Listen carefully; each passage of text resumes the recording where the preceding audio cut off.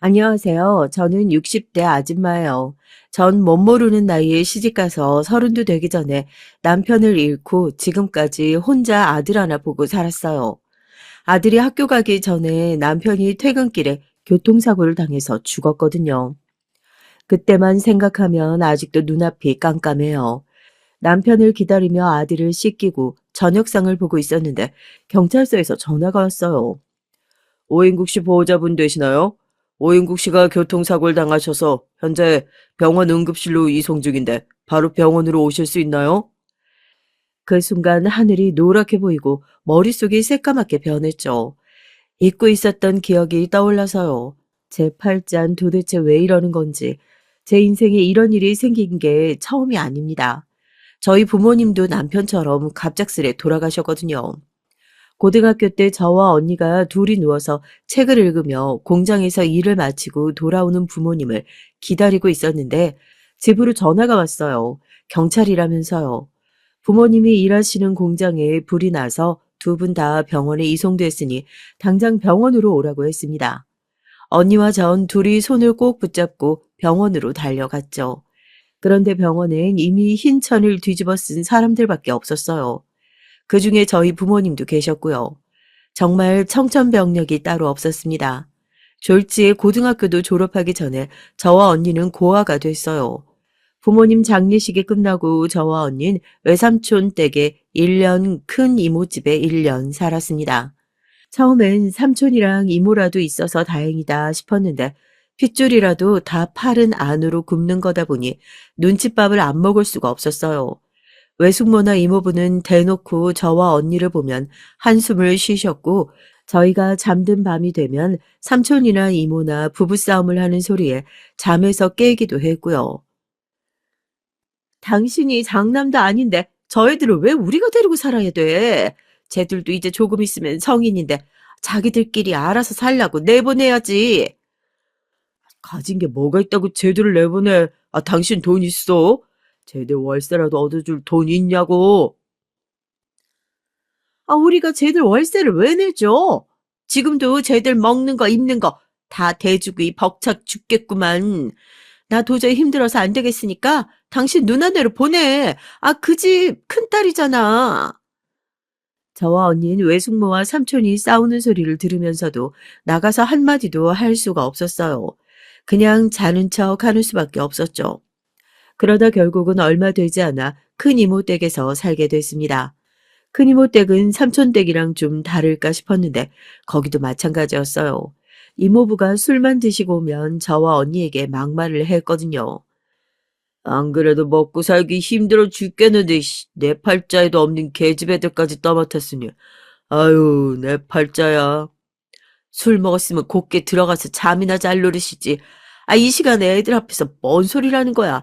아, 얼른 들어가 잠이나 자. 그런 날이면 언니와 전 밖에 나가 한참을 서성이다가 들어가고는 했어요. 이모부가 잠드시길 기다리면서요. 그래도 그나마 외삼촌 댁보다 이모네가 더 편했던 건 이모부가 일하러 나가셨을 때 마음이 편했다는 겁니다.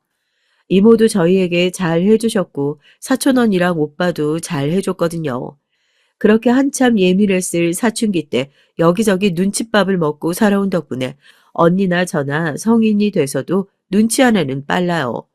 저와 언니는 고등학교를 졸업하자마자 둘 다 취직해서 돈을 모아 금방 보증금을 모았어요. 월세 보증금이 모이자마자 저와 언니는 이모네 집을 나왔고요. 그렇게 저와 언니만 보면 으르렁거리던 이모부도 막상 저와 언니가 집을 나간다고 하자 투덜거리셨습니다. 이래서 남의 자식 키워준 공은 없는 거라니까. 기껏 먹이고 재워줬더니 돈 벌기 시작하니까 자기들끼리 나가 산다지. 이모부 이모, 그동안 정말 감사했어요. 나가서도 두 분 은혜 잊지 않고 명절 때마다 찾아뵐게요. 이모부 생신 때도 꼭 오고요. 그래, 우리가 해준 게 너무 없어서 미안하다. 나가서도 무슨 일 있으면 꼭 찾아오고 연락 자주 해. 부모님이 돌아가셨을 땐 세상이 무너지는 것 같았죠. 앞으로 내 인생은 어떻게 흘러갈까 겁이 났습니다. 말로는 외삼촌이라 이모 댁에서 눈칫밥을 먹었다고 했지만 사실 어찌 보면 제 마음이 너무 힘들어서 마음을 열지 않았는지도 몰라요. 일찍 부모님 여의고 언니와 단둘이 살다 보니 하루라도 빨리 결혼해서 제 가정을 이루고 싶었습니다. 그래서 남편을 만나 결혼식을 올린 순간부터 화목한 가정을 만들겠다 마음 먹었어요. 그런데 저에게 또 이런 고난이 닥칠 줄은 꿈에도 몰랐습니다. 전 아직 머리도 채 마르지 않은 아들을 데리고 곧장 택시를 타고 병원으로 향했어요. 그리고 저와 아들이 응급실에 도착하자마자 남편은 수술도 받지 못하고 숨을 거뒀습니다. 상대방 차량이 술을 마시고 운전을 해서 횡단보도를 건너던 남편을 보지 못하고 그대로 치고 인도로 달려들었다고 하더라고요. 그때 제 나이가 고작 29살이었어요. 결혼해서 아들 낳고 밖에 일이라고는 해본 적 없는 가정주부였는데 졸지에 술 먹고 운전한 정신병자 때문에 과부가 돼버렸으니 제 아들을 책임지며 살아야 했죠. 더군다나 더 큰 문제는 시어머니였어요. 남편이 죽고 큰 충격을 받으신 시어머니는 병원에서 그대로 실신하셨어요. 그러곤 그때부터 정신줄을 놓으셨습니다. 병원에선 너무 충격을 받아서 일시적인 기억 상실 같다고 하는데 제가 봤을 땐 꼭 치매 환자 같았죠. 말도 어눌해지시고 옛날 기억도 깜빡깜빡 하시면서 아직 어린 아들을 보고 남편으로 착각까지 하셨어요. 인구가 배고프지? 엄마가 장사 빨리 접고 들어가서 맛있는 거 해줄게. 조금만 기다려. 엄마, 할머니가 자꾸 나한테 인국이라고 불러. 나 인국이가 아니라 승우라고 얘기해줘도 못 알아듣고 자꾸 인국이래. 할머니가 너무 아프셔서 그러는 거니까 우리 승우가 조금만 이해해줘. 할머니 좋아지실 거야. 한순간에 어린아이가 되어버린 시어머니를 버틸 수는 없었어요. 시어머니도 저와 같은 과부예요. 시아버지께서도 남편이 태어난 지 얼마 되지 않아서 갑작스러운 심장마비로 돌아가셨거든요. 그 이후 시어머니는 시장에서 생선 가게를 하면서 평생을 남편 뒷바라지만 하셨습니다. 남편이 저와 결혼하고 아들을 낳았을 때 시어머니 누구보다 기뻐하시면서 저에게 아무 걱정하지 말고 애만 잘 키우라고 하셨거든요. 다른 건 당신이 다 도와주시겠다고요. 전 그런 시어머니가 든든하고 좋았습니다. 친정 부모님이 일찍 돌아가셔서 부모도 없는 절 며느리로 흔쾌히 받아주시고 남편과 결혼해서 사는 동안 친정 엄마처럼 살뜰하게 챙겨주셨거든요. 일찍이 부모님을 잃고 친척집 여기저기 방황했던 전 잘 알아요.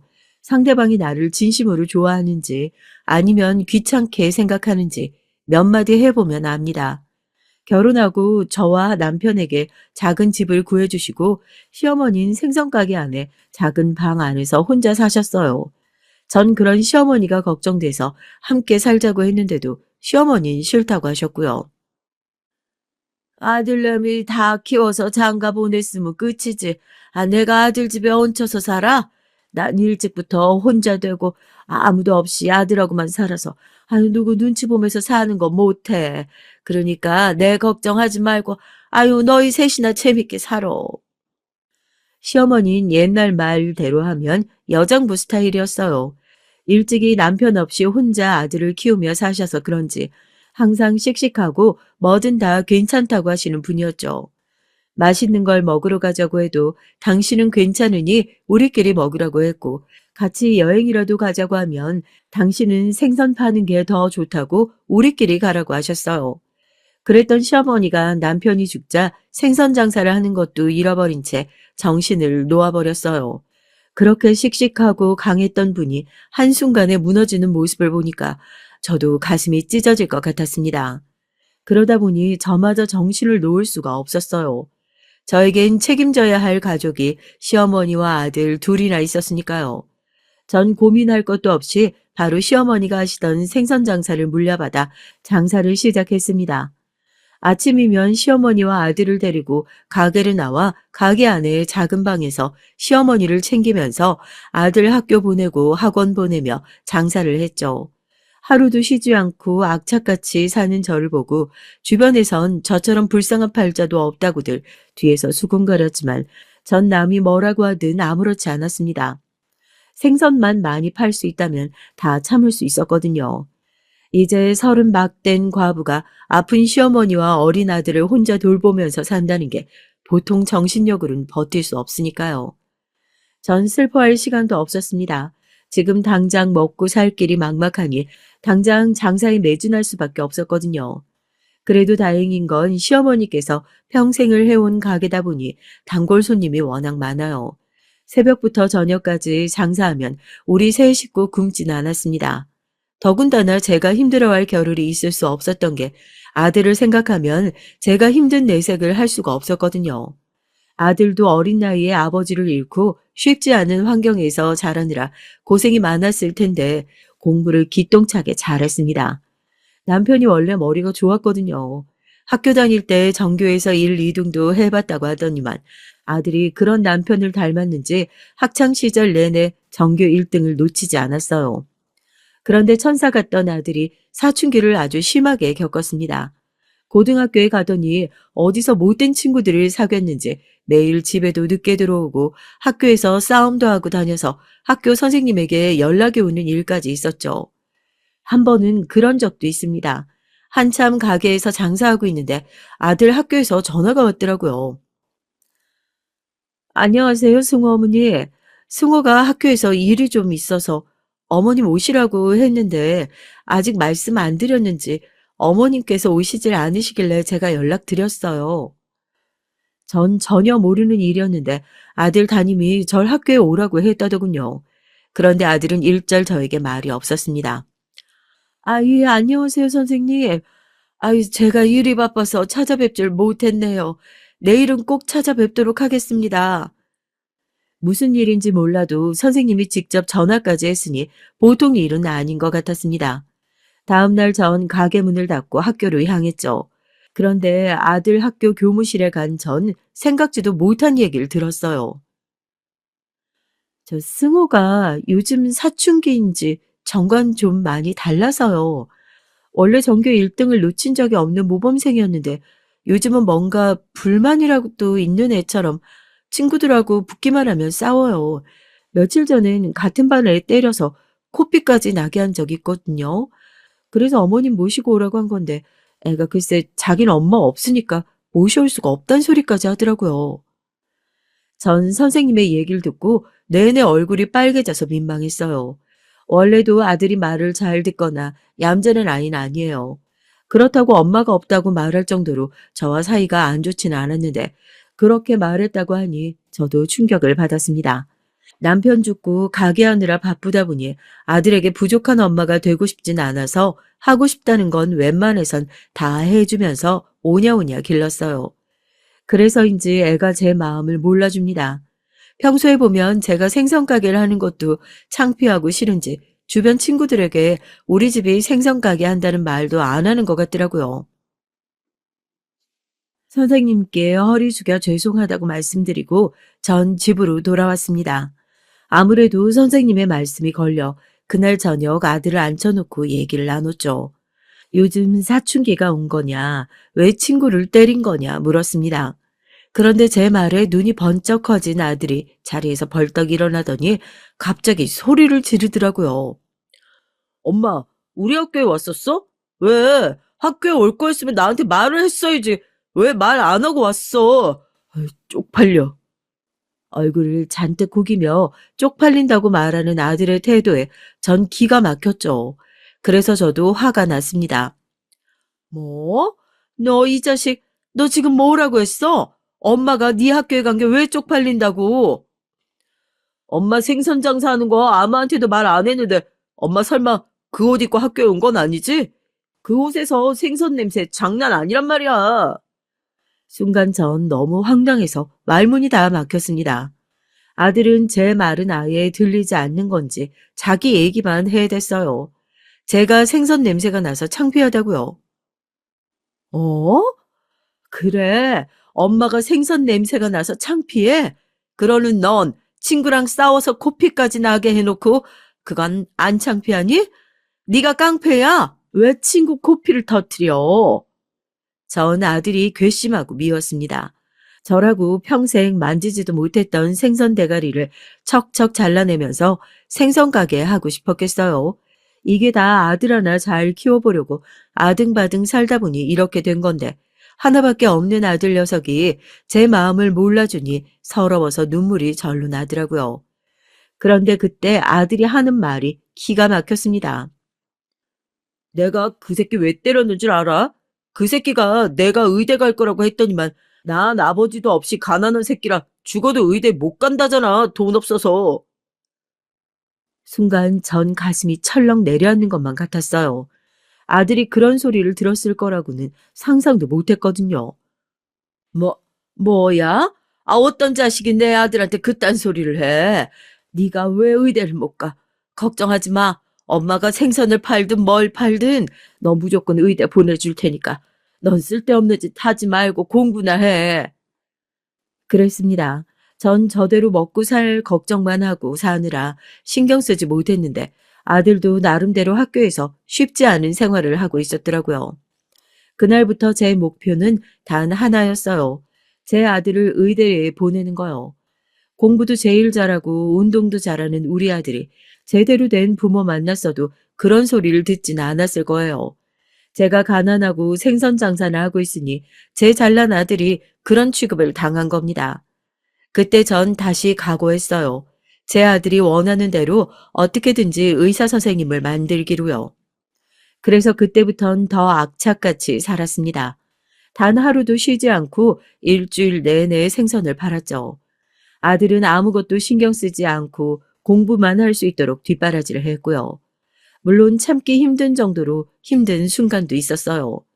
원래 제가 새벽 시장에 가면 아들이 학교에 가기 전에 시어머니를 가게에 모셔다 놓고는 했는데 아들이 학교에 가기 전에 시장에 들르는 게 힘들다고 해서 그럼 시장에 들르지 말고 바로 학교로 가라고 했습니다.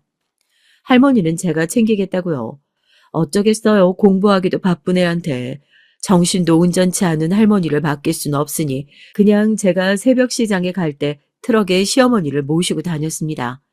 그래도 몇 년 전까진 가게에 데려다 놓으면 혼자 잘 계셨는데 얼마 전부턴 자꾸 밖에 나가 길을 헤맸거든요. 평생을 일했던 시장인데도 길을 잃어서 가게까지 찾아오지도 못하고요. 행여나 시어머니를 잃어버릴 기라도 할까봐 전 장사를 하면서도 연신 시어머니를 챙겨야 했습니다. 그러다 보니 순간순간 식겁할 정도로 땀을 빼는 일이 수두룩했어요.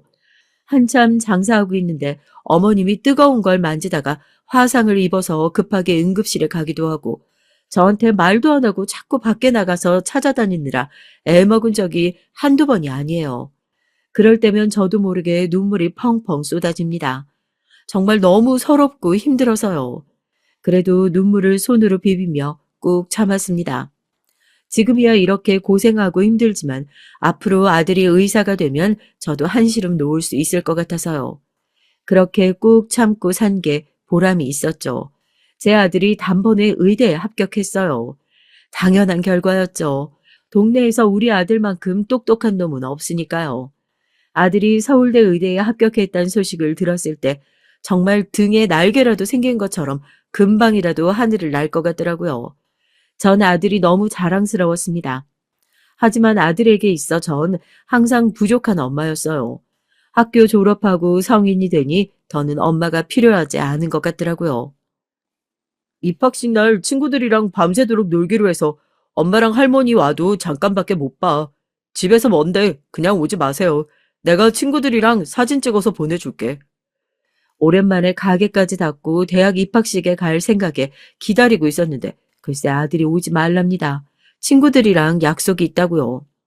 졸업식 끝나자마자 집구에 가서 한 달 넘게 얼굴도 못 봤는데 엄마랑 할머니 보고 싶지도 않아? 엄마 우리 아들 보고 싶어 죽겠는데. 집이 지방이다 보니 대학까지 너무 멀어 고등학교 졸업도 하기 전에 일찍 서울에 올라가 월세방을 구해줬어요. 마음 같아서는 넓은 전세를 구해주고 싶었지만 의대 등록금이 너무 비싸다 보니 월세밖에 구해주지 못했습니다. 에이, 내가 주말에 내려가면 되지. 집도 좁아서 올라오셔도 있을 데도 없어. 그리고 엄마가 하루라도 생선 더 팔아야 나 전셋집 빨리 구해주지. 엄마, 입학식 날은 진짜로 안 와도 되니까 생선 많이 팔아서 돈 많이 벌어오세요. 품 안의 자식이라는 말이 맞습니다. 아직도 자는 모습을 보면 제 속으로 낳은 새끼가 맞는데 저렇게 서울대까지 입학해 버젓이 대학생이 된 모습을 보면 저 잘난 게 진짜 내가 낳은 새끼 맞나 믿기지가 않거든요. 그런데 시간이 갈수록 내가 낳은 아들인데 어쩐지 내 아들 같지 않고 어려웠어요. 서울에 올라간 이후 더 연락도 안 하고 얼굴도 못 보니 거리감이 확 느껴지더라고요. 아들은 더 대단해질수록 점점 더 바빠졌습니다. 아들이 바쁘면 바쁠수록 얼굴을 볼 수가 없었죠. 아들이 의사 면허에 합격해 진짜 의사가 될 때까지 아들 얼굴을 10번이나 봤나 봐요. 의대 졸업식 때도 오지 말라고 해서 못 갔어요. 사실 주변에선 자식이 오지 말라고 해도 명색이 서울대 졸업식인데 안 가냐고 했지만 전 아들 말을 듣기로 했습니다. 그럴 수밖에 없는 게 고등학교 때 제가 학교에 간 게 창피하다고 소리쳤던 아들의 모습이 아직도 가슴에 남아 있거든요. 그때야 아들도 어렸고 나도 뭘 몰랐으니 그랬지만 지금은 아들도 다 큰 성인인데 행여 주변 친구들 앞에서 저한테 생선 냄새라도 나면 어쩌나 걱정돼서 더 못 가겠었어요. 그래도 하나뿐인 자식이라 그런지 혼자 사는 아들이 밥이나 챙겨 먹을까 걱정돼서 수시로 전화는 해요. 물론 무뚝뚝한 아들은 4~5번에 한 번 받을까 말까 해요. 제가 여러 번 전화해서 어쩌다 받아도 아들은 항상 피곤하다는 말만 하다가 전화를 끊었죠. 아, 오늘도 잠 못 잤어? 목소리에 힘이 없네. 아이, 그렇게 매일 잠도 안 자고 일만 해서 어떡해. 밥은 챙겨 먹은 거야? 밥 먹을 시간이 어딨어. 집에 갈 시간도 없어서 빨래도 못 돌리고 간신히 잠만 자고 나와서 양말이랑 속옷도 다 사서 입고 있는데. 아이고, 엄마가 장사한다고 한번 올라가서 들여다보지도 못하고 미안하다. 다른 의사들은 가족들이 다 알아서 챙겨줄 텐데. 됐어. 챙겨주긴 무슨. 나 혼자가 편하니까 행여나 걱정된다고 또 불쑥 찾아오지나 마요. 나 교수님 찾아서 들어가 봐야 돼. 나중에 통화해요. 아들들은 원래 다들 그런가요? 어릴 땐 아무리 사고를 치고 다녀도 같이 누워서 이런저런 얘기를 하다 보면 엄마가 제일 좋다고 하기도 했는데 다 큰 성인이 되고 나니 자기 얘긴 잘 하지도 않고 퉁명스럽게 매번 툴툴거리기만 해요. 그럴 때면 내가 부모로서 너무 해준 게 없어서 그런가 싶어서 괜히 더 미안하기만 합니다. 그러다 한번 아들에게 먼저 전화라도 오면 무슨 일인가 기분이 좋아 생선을 손님에게 팔다가도 고무장갑 벗고 아들 전화를 먼저 받았습니다. 아들, 웬일로 먼저 전화를 걸었어? 아니, 무슨 일 있어?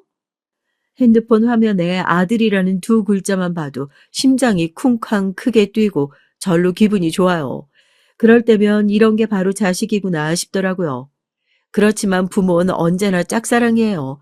저나 아들 전화를 기다리지. 아들은 자기 할 말만 하고 끊거든요. 엄마 이번에 전세금 올려줘야 한다고 몇 번을 말했는데 아직도 입금을 안 했어. 아, 바빠 죽겠는데 주인한테 또 전화 왔잖아. 아이고, 엄마가 새벽 시장 갔다 와서 은행 가서 보낸다는 게 깜빡했다. 미안해. 지금 바로 갔다 올게. 아, 그러게 핸드폰으로 돈 보내는 것 좀 배우라니까. 아우, 답답해. 아, 주인한테 또 전화 오면 받기 싫으니까 지금 바로 보내요. 알았어, 아들. 내가 바로 보낼게. 제가 이래요. 매일 이렇게 깜빡깜빡하고 아들 답답하게 하니 아들도 저에게 전화하고 싶지 않은 거겠죠. 아이고, 의사 아들 전화인가 보네. 아니, 아들이 의사면 돈도 잘 벌 텐데 아직도 돈을 보내주고 그래? 모르는 사람들은 제 아들이 의사라고 하면 무슨 재벌이나 되는 줄 알아요. 다 속 모르고 하는 소리죠. 아유, 이제 막 의사 면허 딴 새내기라 대학병원에선 보통 월급쟁이만큼밖에 못 번다고 그러더라고요. 내가 돈 못 버는 것도 아니고, 돈 있는데 도와줄 수 있을 때까진 도와줘야죠. 그래, 그래. 앞으로 교수 되고 자기 병원 차리고 그러면 돈 긁어 모을 텐데. 그때 되면 평생 생선 팔아 뒷바라지한 엄마한테 알아서 얼마나 잘하겠어. 그땐 생선 쳐다도 볼 일 없이 스테이크만 썰걸. 아들 하나 의사 만들었다고 주변에선 다들 난리예요. 앞으로 호강할 일만 남았다고 다들 저에게 잘 보여야 한다고 그럽니다. 그럴 땐 저도 모르게 어깨가 고추세워지긴 해요. 이게 바로 자식 잘 키운 덕인가 싶기도 하고요. 그런데 제가 잘못 생각해도 한참을 잘못 생각했더군요. 제 속으로 낳은 내 자식이지만 내가 내 아들에 대해 너무 모르고 있었어요. 그나마 내 품 안에 있을 땐 아버지 없는 자식이라는 소리 안 듣게 하려고 잔소리도 하고 아무리 없이 살아도 내 자식만큼은 부족한 거 없이 키우려고 부지런히 노력했는데 대학을 가면서 집을 나가고 나서는 연락도 자주 못하고 얼굴도 못 보고 지내니 뭘 하고 사는지 모르겠더라고요. 한 번은 제가 시어머니 때문에 힘들어서 전화 통화하다가 하소연을 좀 했어요. 시어머니가 전보다 치매 증상이 심해져서 이젠 아예 혼자 두고 뭘 할 수가 없더라고요. 제가 새벽 시장에 가는 잠깐이라도 돌봐줄 수 있는 사람을 구해야 하나 걱정이라고 했습니다. 그러자 아들이 딱 잘라서 하는 말이 그냥 요양원에 보내랍니다. 어차피 할머니 정신도 없는데 엄마가 그렇게 지극정성으로 해봐야 뭐해. 엄마 부모도 아닌데 괜히 엄마 몸 축내지 말고 그냥 요양원 보내세요. 아들 딴엔 절 걱정해서 한 말인진 몰라도 전 너무 서운했어요. 아들이 꼭 남 같아서요. 아들, 너 어떻게 할머니를 가지고 그렇게 말할 수가 있어? 할머니가 지금이야 정신이 없으셔서 그렇지. 그전에 너한테 얼마나 잘해주셨는데. 네 아빠 죽고 정신없는 와중에도 너 대학 보내라고 집 한 동 고스란히 엄마한테 준 거 잊었어? 할머니가 우리한테 얼마나 잘해주셨는데 너 그거 절대 잊으면 안 돼. 아, 그럼 나더러 어쩌라고. 내가 당장 내려가서 엄마 도와줄 수 있는 것도 아닌데. 맨날 전화할 때마다 할머니 얘기하는 거 듣는 건 좋은 줄 알아? 나도 하루 종일 병원에서 일하느라 죽을 맛이거든. 아이고, 알았다, 알았어. 엄마가 또 괜한 소리 했네. 신경 쓰지 말고 밥 잘 챙겨 먹어. 제 잘못이죠, 뭐. 타지에 나가서 힘들게 일하는 아들한테 괜히 제 속마음을 보이는 게 아닌데, 괜히 이런저런 헛소리를 해서 애 신경만 더 쓰게 만들었어요. 얼마 뒤 시어머니 상태가 더 안 좋아지셔서 병원에 간 김에 이것저것 검진을 받았는데, 폐 상태가 안 좋아서 당장 입원해야 한다고 했습니다. 의사 말이 이제 연세가 90이 다 됐으니 그럴 수도 있는 일이라고는 하는데 제가 혼자다 보니 이래저래 불안해서 아들에게 물어보려고 계속 연락했어요. 그런데 며칠 동안 아예 연락이 안 되더라고요. 제가 통화할 때마다 자꾸 힘든 얘기만 해서 듣기 싫어서 안 받는 건가 싶어 메시지도 보내놨는데 연락이 없었습니다. 병원 일이 바쁠 때 하루 이틀은 원래도 연락이 안 되곤 했었는데 이렇게 오래 연락이 안 되는 건 처음이라 걱정이 돼서 시어머니를 간병인에게 맡기고 서울에 한번 올라갔어요. 집 계약할 때 한번 와보고 처음 오는 거라 집 비밀번호도 몰라서 서울역에서부터 연신 전화를 했는데 도대체 무슨 일인지 전화를 안 받더라고요. 혹시나 집에 있을까 싶어 초인종을 눌렀는데 다행히 안에서 인기척이 나더군요. 그런데 집안에서 처음 보는 여자가 문을 열고 나왔어요. 전 놀라서 제가 집을 잘못 찾아왔나 한 번 더 호수를 확인했는데 분명 아들 집이 맞더라고요. 집안에서 나온 여자는 언뜻 봐도 20대 초반 아가씨로 행색이 영 마음에 안 들었습니다. 가슴만 간신히 가린 옷차림에 팬티보다 조금 긴 바지를 입고 문을 벌컥 열더니 나더러 누구냐고 물어보더라고요. 아, 여기 분명 내 아들 집인데 아가씨 누구예요? 아, 오빠 어머니시구나. 안녕하세요. 저 오빠 여자친구예요. 반가워요, 어머님. 오빠 병원에서 일하러 갔는데 들어오세요. 절 보자마자 뭐가 그렇게 좋은지 여자애가 자리에 폴짝폴짝 뛰면서 인사를 하더라고요. 그러더니 제 손을 끌며 안으로 들어오라고 했죠. 그런데 몇 달 만에 온 아들 집은 처음 계약했을 때와는 딴판이었습니다. 집안에 담배 냄새가 진동하고 물건들로 꽉 차 있었어요. 아들은 이 여자애와 같이 사는 건지 여자의 물건도 잔뜩 널려 있고 아들도 뭘 이렇게 샀는지 집안에 옷이랑 신발이 가득하더라고요. 아, 얘가 일주일 넘게 연락이 안 돼서 올라와 봤는데 혹시 우리 아들한테 무슨 일 있어요?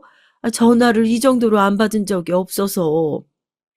도저히 집이라곤 앉을 데도 없어서 서성거리며 얘기를 하자 아들 여자친구라는 애가 해맑게 깨진 아들의 핸드폰을 보여주더라고요. 아, 오빠 핸드폰 망가져서 새로 샀는데 아직 어머님한테 번호 안 가르쳐 줬나 보다. 내가 번호 알려드릴 테니까 지금 바로 전화해 보세요. 어머님 왔으니까 얼른 집에 오라고요. 뭔가 좀 이상했습니다. 여자애가 싹싹하고 친절하긴 한데 묘하게 맹한 게 좀 특이하다 싶었죠. 차갑고 냉정한 내 아들이 저런 애를 좋아한다는 게 좀 의외였습니다. 그런데 잠시 뒤 생각지도 못한 일이 벌어졌어요. 제가 집에 와 있다는 전화에 아들이 10분도 안 돼서 집에 왔더라고요. 아들은 저와 말을 나눌 짬도 없이 갑자기 여자친구라던 애랑 둘이 싸우기 시작했습니다. 그런데 그게 가관이 따로 없었어요. 너 뭐야? 네가 설마 우리 엄마까지 집에 불러들인 거야? 내가 전화 안 받으니까 우리 엄마한테 전화하라고 시킨 거냐고. 뭐래? 내가 네 엄마 부른 거 아니거든? 네가 열받아서 핸드폰 던지는 바람에 핸드폰 망가져서 연락 안 된 거잖아. 네 엄마가 전화 하도 안 돼서 오셨단다. 어떻게 엄마한테 번호도 안 보내냐? 왜? 이기면 엄마랑도 아예 연락 끊고 살려고 그랬냐? 알고 보니 핸드폰이 망가진 것도 둘이 싸우다가 던져서 그렇게 됐나 보더라고요. 어쩌라고 네가 뭔데 나더러 이래라 저래라야. 쓸데없는데 신경 쓰지 말고 내 집에서 나가기나 해, 거머리야. 뭐? 거머리? 내 돈이나 갚아, 이 새끼야. 돈 꺼놓고 왜 전화를 안 받아? 너 지금 당장 내 돈 안 갚으면 내가 네 병원에다 소문 다 낼 거야. 술집년 꼬셔서 놀 만큼 놀아놓고 돈까지 뜯어갔다고. 전 순간 제 귀를 의심했어요. 이 여자가 술집에서 일하는 여자라는 사실도 놀라운데 제 아들이 이 여자에게 돈을 빌렸대요. 내가 의사라니까 지도 좋아서 마음먹고 꼬시려고 돈까지 갖다 바치길래 불쌍해서 좀 놀아줬더니만 이제 와서 뭐? 돈을 갚아? 웃기고 있네. 다 필요 없으니까 너 당장 내 집에서 나가. 꺼지라고. 아들은 여자가 돈 얘기를 꺼내자마자 흥분해서 난리를 치더니 여자 가방을 집 밖으로 던지며 여자애를 내쫓았어요. 전 이러다 사고가 날 것 같아 아들에게 그만하라고 사귀던 여자한테 그렇게 하면 되냐고 혼을 냈지만 아들은 제 말도 들리지 않는 것 같았습니다. 오히려 저에게 신경 쓰지 말라고 했어요. 아, 이 사다를 만들어 놓고 어떻게 신경을 안 써? 기껏 공부시켜서 의사 만들어 놨더니 저런 애랑 놀아나? 도대체 쟤한테 빌린 게 얼마길래 그래? 지금 생각하면 그때 제가 잘못했어요. 얼마를 빌렸는지 물어볼 게 아니라 몽둥이로 패서라도 정신을 차리게 했어야 했는데 아직 어리고 창창한 내 아들 혹여나 잘못될까 싶어 그 돈을 다 갚아줬습니다. 아가씨에게 절대 어디 가서 소문내지 말라고 신신당부하고요. 그 일 이후 전 아들에게 실망감이 이만저만 아니었어요. 서울대까지 나오고 의사라는 애가 왜 저렇게 철이 없나 싶어서요. 그 이후 몇 달은 저도 정신이 없어서 아들 일에 신경 쓸 수가 없었습니다. 시어머니가 병원에 계시다가 돌아가셨거든요. 폐에 물이 찬 게 회복이 안 돼서 돌아가셨습니다. 그 이후 며칠은 저도 마음이 좋지 않아 가게에도 나가지 않았고요. 가게에 나가면 자꾸만 시어머니 생각이 나서 마음이 좋지가 않더라고요. 하지만 어쩌겠어요. 남은 사람은 또 살아야 하니 일을 해야 하는 걸요. 전 몸을 간신히 일으켜 다시 가게로 나갔습니다. 그래도 혼자 우중충하게 집에 있는 것보단 가게에서 나가 일을 하는 게 쓸데없는 생각 안 하고 좋았죠. 장사로 바쁜 와중에 웬일로 아들에게 연락이 왔어요.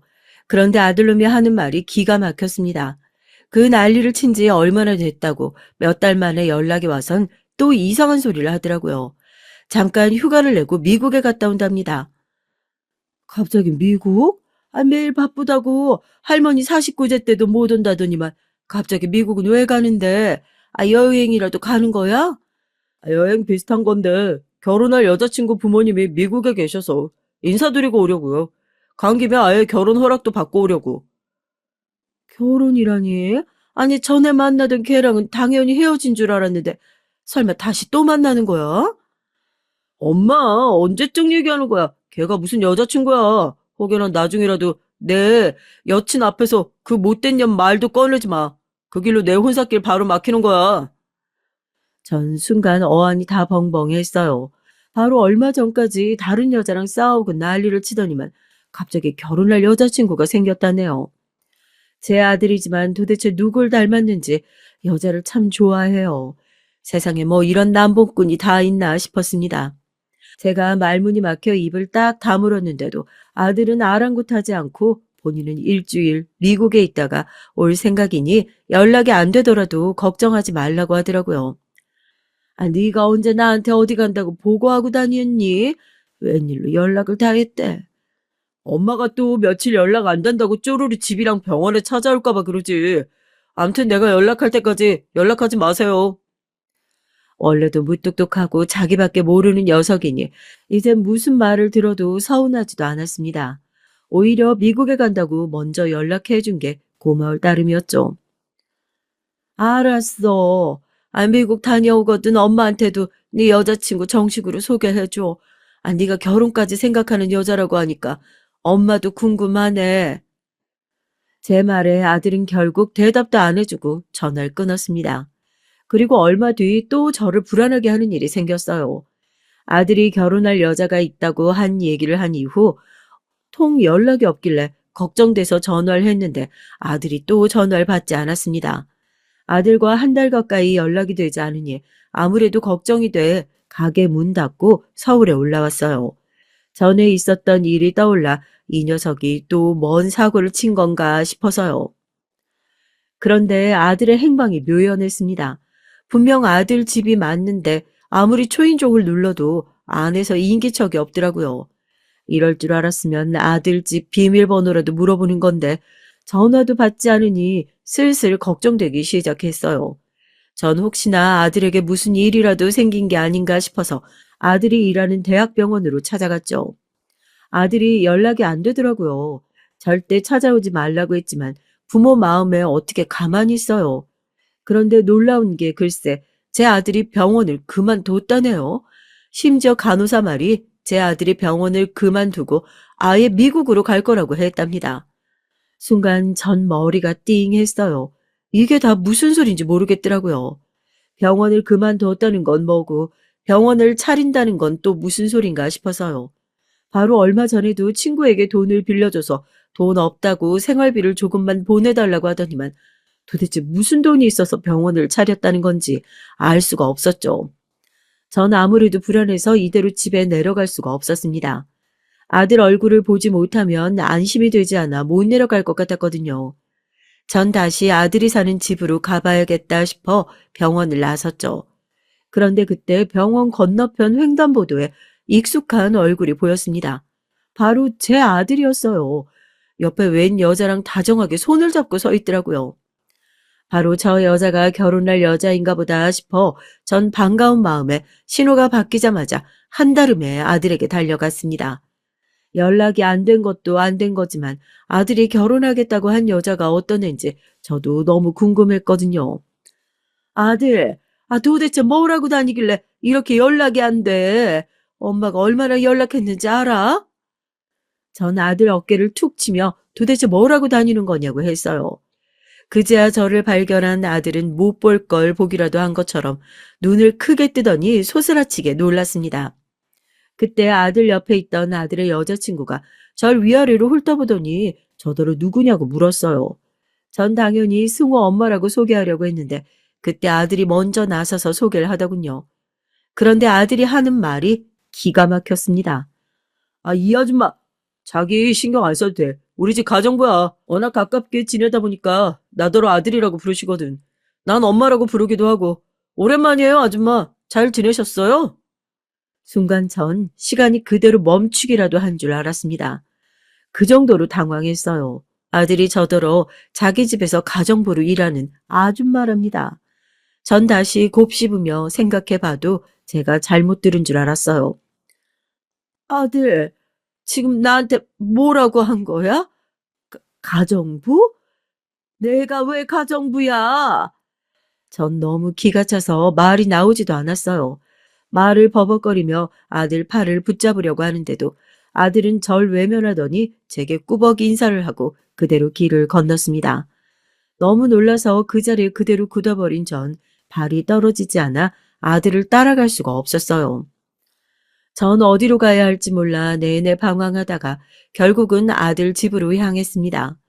병원에서 아들 집까지 10분도 채 걸리지 않는데 그 잠깐 동안 전 오만 가지 생각을 했어요. 그리고 제가 아들을 잘못 키워도 한참을 잘못 키웠다는 생각이 들었죠. 이 자식이 나를 또 개무시해? 내가 생선 장사하는 거 창피하다고 해서 평생 그림자처럼 없는 듯 지내줬더니만 이제 나의 엄마를 없는 사람처럼 취급하고 살고 있었어. 전 아들이 괘씸해서 손이 부들부들 떨렸습니다. 지금까지 입학시키고 졸업시키고 오지 못하게 하고 만나던 여자들도 한번 제대로 소개도 해주지 않은 게 다 이런 이유였어요. 주변에 아예 엄마인 나를 얘기도 하지 않은 거였죠. 만약 결혼하기로 했다는 그 여자와 함께 있다가 집 앞에서 다시 나를 만나면 아들은 뭐라고 할지 궁금했어요. 이렇게 된 이상 전 아들의 진짜 모습을 다 까발려줄 생각이었어요. 제가 아들 집 앞에 쭈그리고 앉아 기다린 지 2시간이 지나자 그제야 아들이 나타났습니다. 엘리베이터에서 내리자마자 절 발견한 아들은 순간 미간을 구기더니 한숨을 크게 내쉬며 걸어왔어요. 역시나 제가 집 앞에 와 있을 줄 알고 여자친구는 안 데리고 왔더군요. 그러더니 내 눈도 마주치지 않고 들어오더니 현관 비밀번호를 누르더라고요. 전 너무 우라통이 터져서 아들이 문을 열자마자 활짝 열고 아들보다 앞서 집으로 들어갔습니다. 그런데 아들 집은 여전했어요. 저에게 다시는 사치 부리지 않는다고 돈 아껴 쓸 거라고 해놓고 여전히 집안엔 명품 옷들과 신발들이 잔뜩 쌓여 있더라고요. 자기 주제에도 맞지 않는 걸 이렇게 사들인 이유가 있었습니다. 딱 보니 돈 많은 집 아들이라고 여자들 등이나 처먹고 다니려고 그런 거예요. 하지만 지금은 그런 데 신경 쓸 겨를이 없었죠. 아들에게 확인할 게 너무 많았으니까요. 너 아까 무슨 짓 한 거야? 감히 평생 뒷바라지만 하느라 고생할 엄마더러 뭐? 가정부? 너 이 자식이 제정신이야? 아들에 대한 배신감은 이루 말할 수가 없었습니다. 아들은 절 배신한 것도 모자라 모두를 속였어요. 엄마, 흥분하지 말고 내 말 좀 들어봐. 엄마도 누구보다 내가 잘 나가고 잘 살기 바라잖아. 아까 그 여자 아버지가 미국에서 병원을 해. 나 그 집에 잠깐만 가면 미국에서 인생 완전히 피는 거야. 아들은 말 같지도 않은 소리를 하기 시작했어요. 본인이 미국으로 장가를 갈 거랍니다.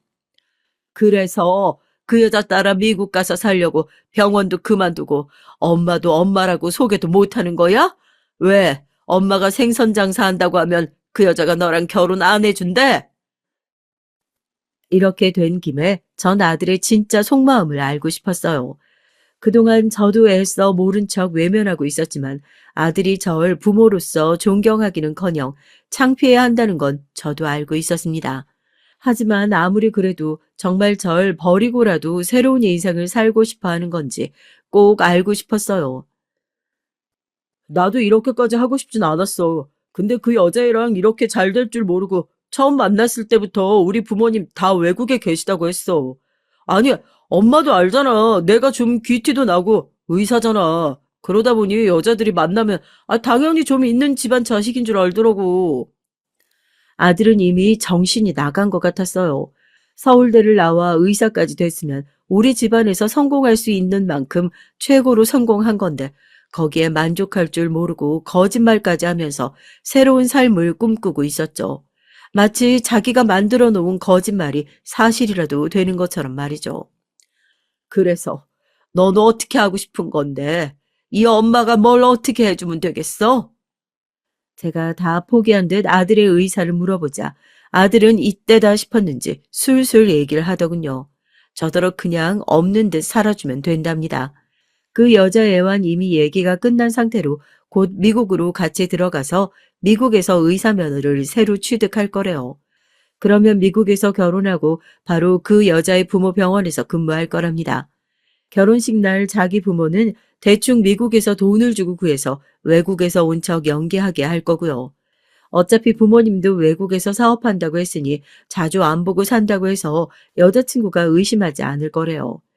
여자들은 시부모가 있는 걸 싫어하지 자주 못 본다고 아쉬워하지 않으니까요. 그래, 역시 똑똑한 우리 아들. 머리 좋네. 그렇게 해.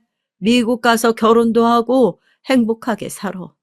엄만 지금처럼 살 거니까 엄마 걱정은 말고.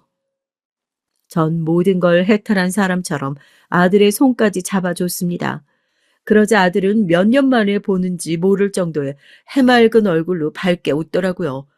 엄마, 엄만 정말 좋은 엄마야. 나 미국 가서도 엄마 안 잊어. 내가 달러 많이 벌어서 꼬박꼬박 보내줄게. 나 절대 엄마 버리는 거 아니야. 진짜 성공해서 엄마 도와주려고 그러는 거야. 아들은 끝까지 절 위해서라고 하더군요. 전 아들에게 알겠다고 고맙다고 하고 집으로 돌아왔습니다. 그리고 아들이 미국에 간다고 한 날까지 일절 연락하지 않았죠. 괜히 미국에 간다고 신난 아들 마음에 불편하게 하고 싶지 않아서요. 전 아들이 어느 때보다 행복하길 바랐습니다. 며칠 뒤 드디어 아들의 출국 날이 됐어요. 전 일찍 공항에 가서 아들을 기다렸죠. 잠시 후 아들이 멋진 옷을 입고 예쁜 여자친구와 공항에 나타났더군요. 멀리서 봐도 참 행복해 보였습니다. 저도 그날을 위해 새 옷을 샀어요. 며느리가 될지도 모르는 아이를 처음으로 정식으로 만나는 건데 몸에서 생선 냄새가 나면 안 되잖아요. 그리고 전 허리를 세우고 당당하게 아들에게 다가갔습니다. 그리고 아들과 여자친구의 앞을 가로막았죠. 그러자 저를 발견한 아들의 얼굴은 참 볼만해 했어요.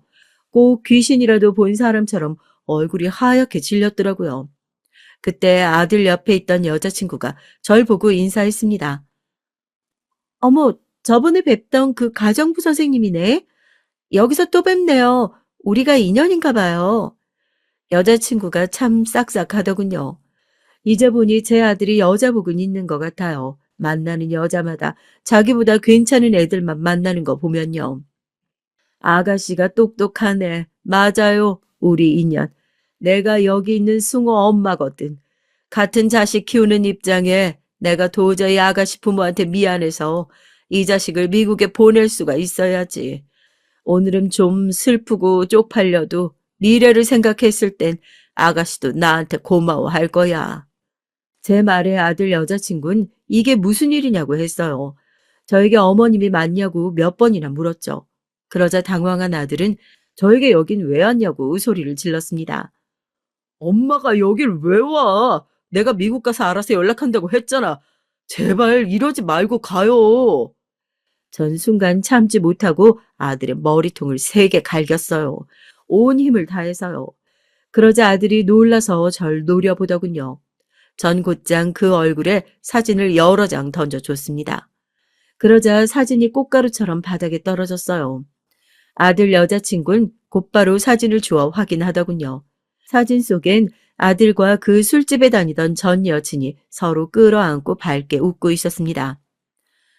아가씨는 봐도 모르니까 이 사진 속 여자가 누군지 알려줄게요. 내 아들 전 여친 술집에서 일하던 착실한 아가씨인데 내 아들하고 만나다가 임신도 하고 돈도 뜯겼어. 자그마치 3천. 근데도 내 아들하고 잘해보려고 했던 것 같은데 내 아들놈이 발목 잡히기 싫다고 애를 지웠다네. 아이고 어린 나이에 불쌍하지. 이런 놈한테 돈까지 뜯기고 버려졌으니. 제 말에 공항에 있던 사람들은 다들 지나가면서 수군거렸습니다. 그리고 아들 여자친구는 사진을 든 손을 부들부들 떨었어요. 그럴만하죠. 믿었던 남자가 쓰레기였다는 걸 알았으니까요. 제가 아들 전 여친에게 빌린 돈을 물어주면서 전화번호랑 주소를 받았거든요. 혹여나 돈만 받고 여기저기 소문내고 다니면 안 되니까요. 그 번호를 이런 식으로 쓸 줄 몰랐는데 제가 연락해서 사진 몇 장 보내달라 했더니 신나서 보내주더라고요. 승우 씨, 이게 정말이야? 이 사진들, 초음파 사진 다 진짜냐고. 여장 금방이라도 울 것 같은 얼굴로 아들에게 따졌습니다. 그러자 아들은 어쩔 줄 몰라 하더라고요. 그러더니 이내 저에게 화를 냈습니다. 엄마 미쳤어? 그 삼천도 엄마가 주고 중절하는 돈도 엄마가 줬잖아. 그래놓고 어떻게 이래? 그래, 너 말 잘했다. 네가 여친 중절시킨다고 나더러 돈 달라고 했냐? 친구가 돈 꺼가서 없다고 했지, 이 미친놈아. 아, 그리고 아가씨, 하나 더 남았는데, 이놈이 부모 외국에서 사업한다고 했지? 아니야, 나 시장에서 생선 팔아. 엄마, 뭐 하는 거야? 전 미리부터 캐리어에 넣어간 생선을 꺼내 아들의 머리에 퍼 부어줬습니다. 이게 어떤 생선인 줄 알아? 너 지금 입고 있는 옷부터 신발까지 다 사준 생선이고 너 의사 만든 생선이야. 알아, 이 버러지 같은 놈아. 그 이후 어떻게 됐는진 저도 가물가물해요. 온몸에 생선을 뒤집어 쓴 아들놈을 보고 배를 잡고 웃느라 정신이 없었거든요. 아들은 당연히 그 여자에게 차였습니다. 그리고 혼인빙자 사기로 고소당했다가 얼마 전에 합의를 봤대요. 전 감옥을 가든 말든 신경도 안 썼는데 아들놈이 변호사 친구에게 부탁해서 해결하기는 했나 봐요. 그 이후 아들이 몇 번 찾아왔지만 전 만나주지 않고 있습니다. 아들은 무슨 바람이 불었는지 저에게 잘못했다고 용서해달라고 얘기를 했지만 전 들은 척도 안 했어요. 아들은 아마 제가 이러다 말 거라고 생각하고 있겠지만 아닙니다. 전 다시는 아들을 만나지 않을 생각이에요. 그게 아들에게도 저에게도 합당한 벌이라고 생각합니다. 제가 아들을 잘못 키웠어요. 전 분명 의사로 키웠는데 사기꾼으로 컸더라고요. 전 아들이 더한 사고를 쳐서 감옥까지 가는 꼴은 죽어도 못 보겠더군요. 그래서 공항에 나가기로 한 거예요. 제가 멈춰주지 않으면 아들은 스스로 멈추지 못할 것 같아서요. 하지만 여기까지입니다. 제가 부모로서 할 일은 이제 다 했다고 생각해요. 아들 녀석이 어떻게 살든 이제 절대 신경 안 쓸 겁니다. 이번 일로 아들은 저에게 독이라는 걸 알았으니까요. 제 심장을 죽이는 독이요.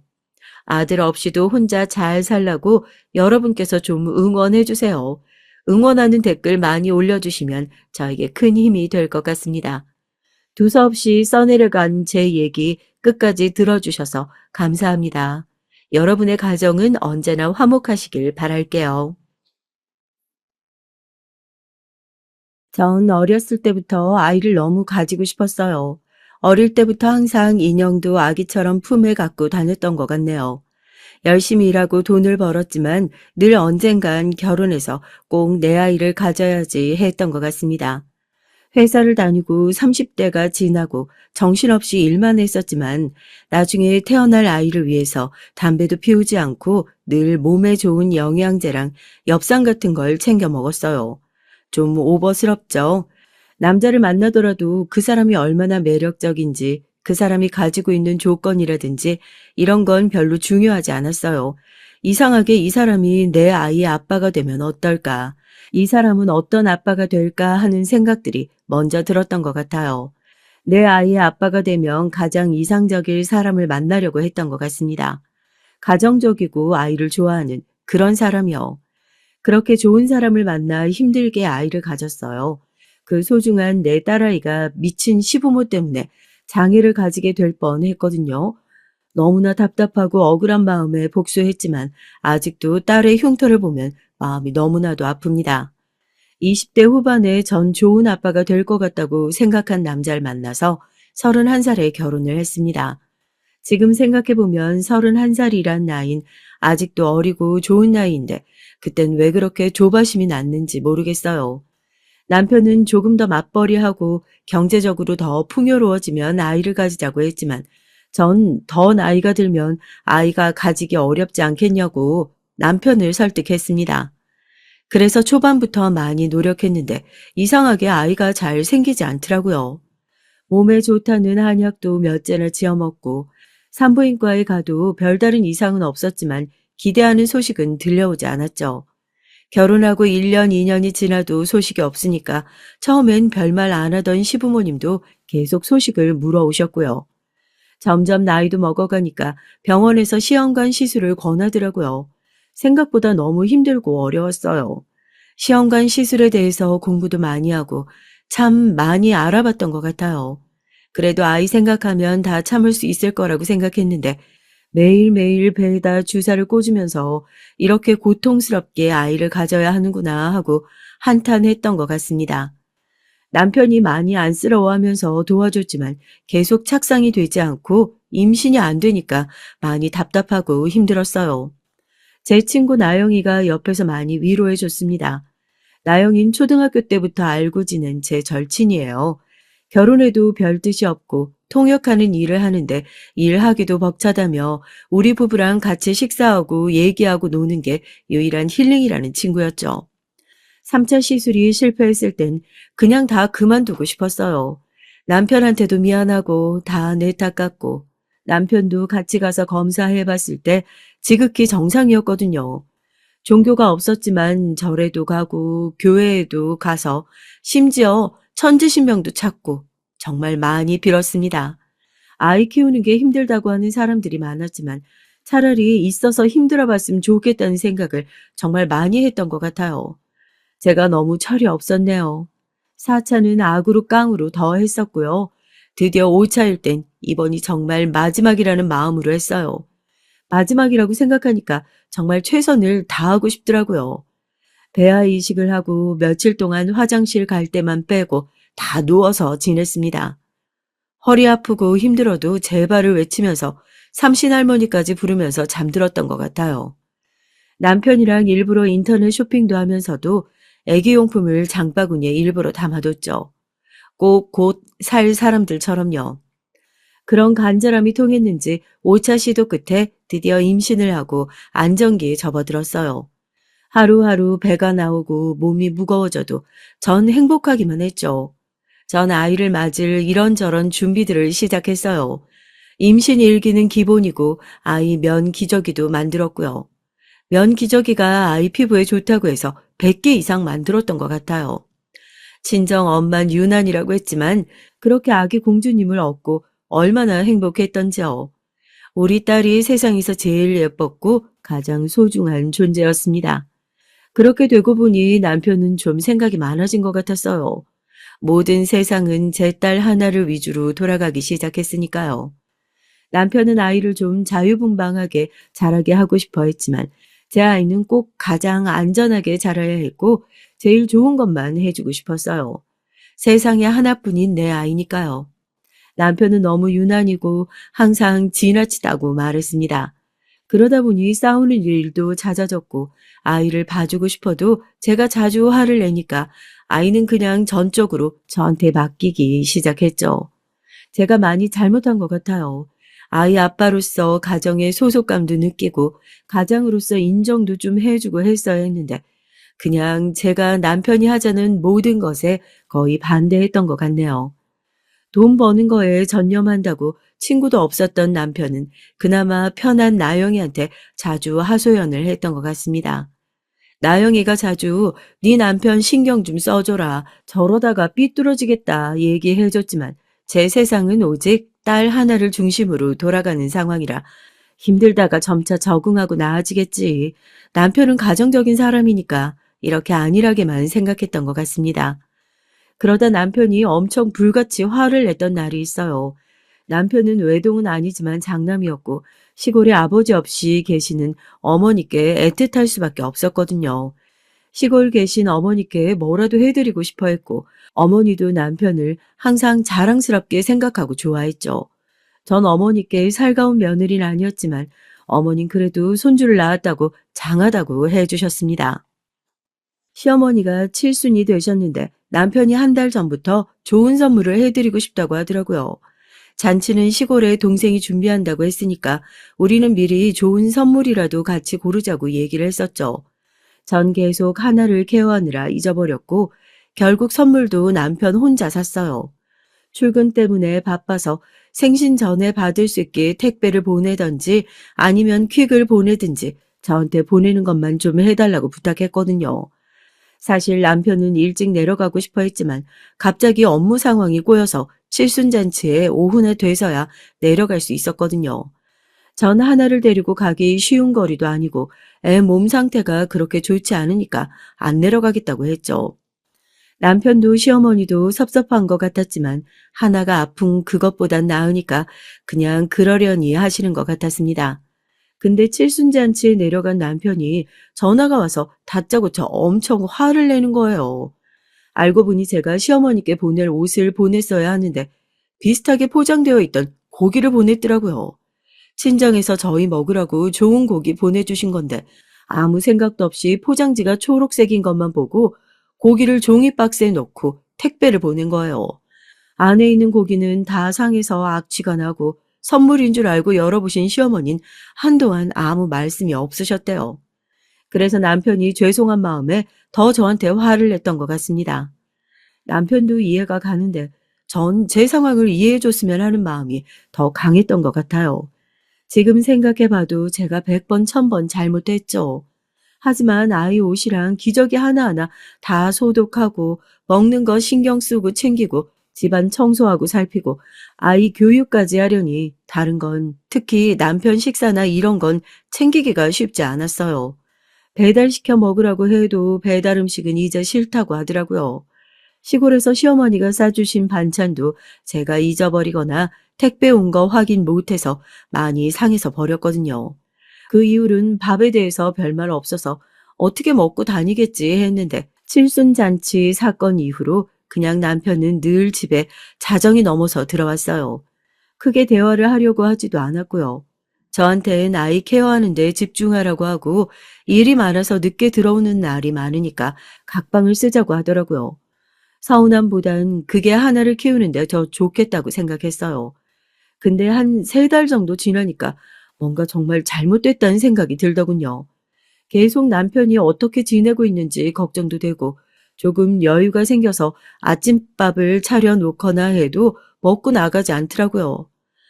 마칠 것 같은 시간에 전화를 해도 받지도 않거나 회의 중이라고 문자가 오거나 급한 일이 있으면 카톡으로 하라거나 이렇게 대답이 오더라고요. 남편은 거의 매일 12시가 넘어서 들어오고 들어오면 씻고 자고 새벽에 다시 나가는 걸 반복했습니다. 대화하기가 어려워서 카톡이나 문자를 보내도 잘 읽지 않고 피곤하다고만 하더라고요. 별일 있는 거 아니면 대화는 나중에 하자고요.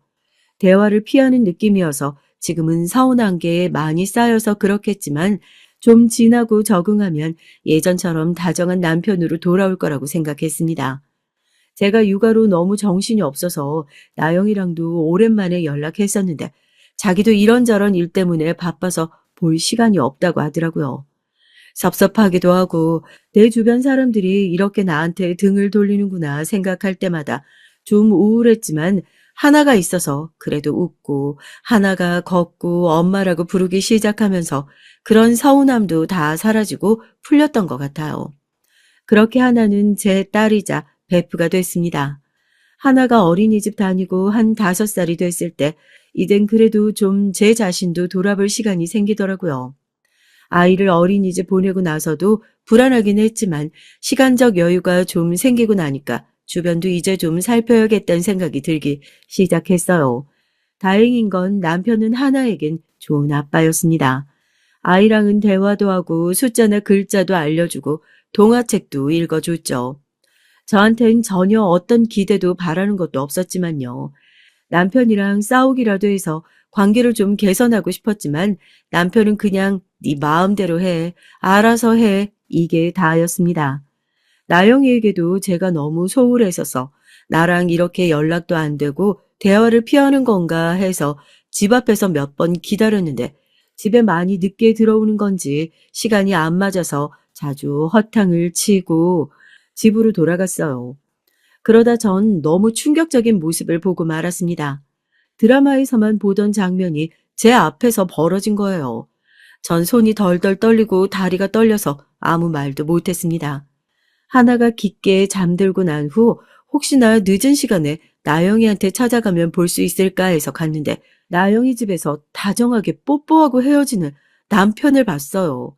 늦은 시간이다 보니 주변을 전혀 신경 쓰지 않고 뽀뽀하는 것 같더라고요. 그리고 그 관계가 한두 해 동안이 아닌 아주 오랜 시간이 지난 느낌이라 전 더 괴로워졌습니다. 그 두 사람 앞에 다가가서 불렀어요. 언제까지 숨길 생각이었어? 라고요. 둘은 좀 놀라는 눈치였지만 언젠간 들킬 거라고 생각한 것처럼 안에 들어가서 얘기하자고 했습니다. 예전에 왔었던 나영이 집이랑은 분위기가 많이 다르더라고요. 깔끔한 걸 좋아해서 별다른 짐을 두지 않았던 것과는 달리 둘만의 아기자기한 소품들이 꽤 생겼더라고요. 둘이 같이 찍은 사진들도 있고 그래서 만나기가 어려웠던 거구나 싶었네요. 전 낮은 목소리로 물었습니다. 언제부터 이랬던 거냐고, 또 언제까지 이럴 거냐고요. 놀랐다면 미안하다. 애가 더 크면 이혼할 생각이었는데 이렇게 알게 해서 나도 유감이야. 최대한 빨리 이혼하자 우리. 아니, 무슨 변명이라도 좀 하는 게 맞지 않아? 어떻게 나랑 제일 친한 나영이랑 이럴 수가 있어? 나영이 넌 어떻게 나한테 이래? 어떻게 나한테 이러냐고. 우리가 묻고 싶다. 너한테 나랑 나영인 뭐였는지. 난 돈 벌어오는 기계고 나영인 네가 필요하고 부탁할 게 있을 때만 연락하는 사람이었잖아. 잊었어? 버림받는 건 우리지 네가 아니야. 네 옆에 있으면서 우린 너한테 아무것도 아니었구나라는 생각만 들어서 네 옆에 있기가 너무 힘들었어. 물론 우리 사이가 이렇게 된 건 우리도 바라는 일은 아니었지만 서로를 위하고 기댈 사람이 필요했어. 서로 가장 가깝고 서로 이해해줬던 사람이 나영이었을 뿐이야. 서로를 위해서도 빨리 정리하고 헤어지자. 하나 생각은 안 해? 어떻게 이래? 애가 상처받을 생각은 아빠 없는 애로 자라게 하겠다는 거야, 지금? 그렇다고 하나 때문에 계속 같이 살 수도 없잖아. 상처만 남은 관계인데 그만 정리했으면 좋겠어. 모두를 위해서. 안 돼. 내 딸 아빠 없는 애로 키울 수 없어. 내가 부탁할게. 둘이 살림을 합치든 같이 살든 나 이제 상관없어. 근데 나 이혼 못해. 하나 20살 되기 전까지 절대 이혼은 안 돼. 제발 부탁이야. 내가 이렇게 빌 테니까 하나 상처 입히지 말아줘. 둘은 제가 이렇게 나올 줄은 몰랐나 보더라고요. 결국 이혼하지 않고 일주일에 3일은 각방을 쓰지만 집에 와서 자는 걸로 하고 그냥 그렇게 살았어요. 저도 참 바보 같죠. 우리 하나가 나중에 제 마음을 알까요? 임신했을 때부터 쓰던 일기에 하나하나 제 마음을 꾹꾹 실어 적었습니다. 어떤 모욕과 수치, 힘든 일들이 내 앞에 놓이더라도 넌 행복했으면 좋겠어 하나야. 내 영원한 반쪽, 내 친구, 내 딸 하나야 라고요. 아마 일기보단 하나에게 보내는 편지였던 것 같아요. 내가 널 이렇게 생각하고 사랑했었으니 넌 외롭지 않았으면 좋겠다는 내용의 아주 긴 편지요. 제 남편과 친구는 지키지 못했지만 난 너만은 오롯이 이렇게 지켜냈노라. 전 그 후로 정말 최선을 다했습니다. 딸이 남편과 저의 관계를 눈치채지 않게 더 밝은 사람처럼 웃고 옷도 화사하고 예쁘게 입었어요. 하지만 점점 더 많은 강박이 생겼던 것 같아요. 그럴 수도 있지. 이게 잘 안 됐어요. 내 딸이 그럴 수도 있지. 그런 일들을 겪을 수도 있지. 그런 사람을 만날 수도 있지. 아픔을 겪는 날도 있을 수 있지. 아니, 절대 있어서는 안 돼. 그럴 순 없어. 절대 안 돼. 늘 이런 생각들을 가지고 하나를 대하고 주의를 줬던 것 같습니다. 하나는 자라면서 바이올린의 재능을 많이 드러냈어요. 자기의 감정을 음악에 고스란히 잘 드러냈고 듣는 사람들은 다 감탄했죠. 크게 될 거다. 이대로만 자라게 해라. 이런 말들은 정말 제 심장을 뛰게 했습니다.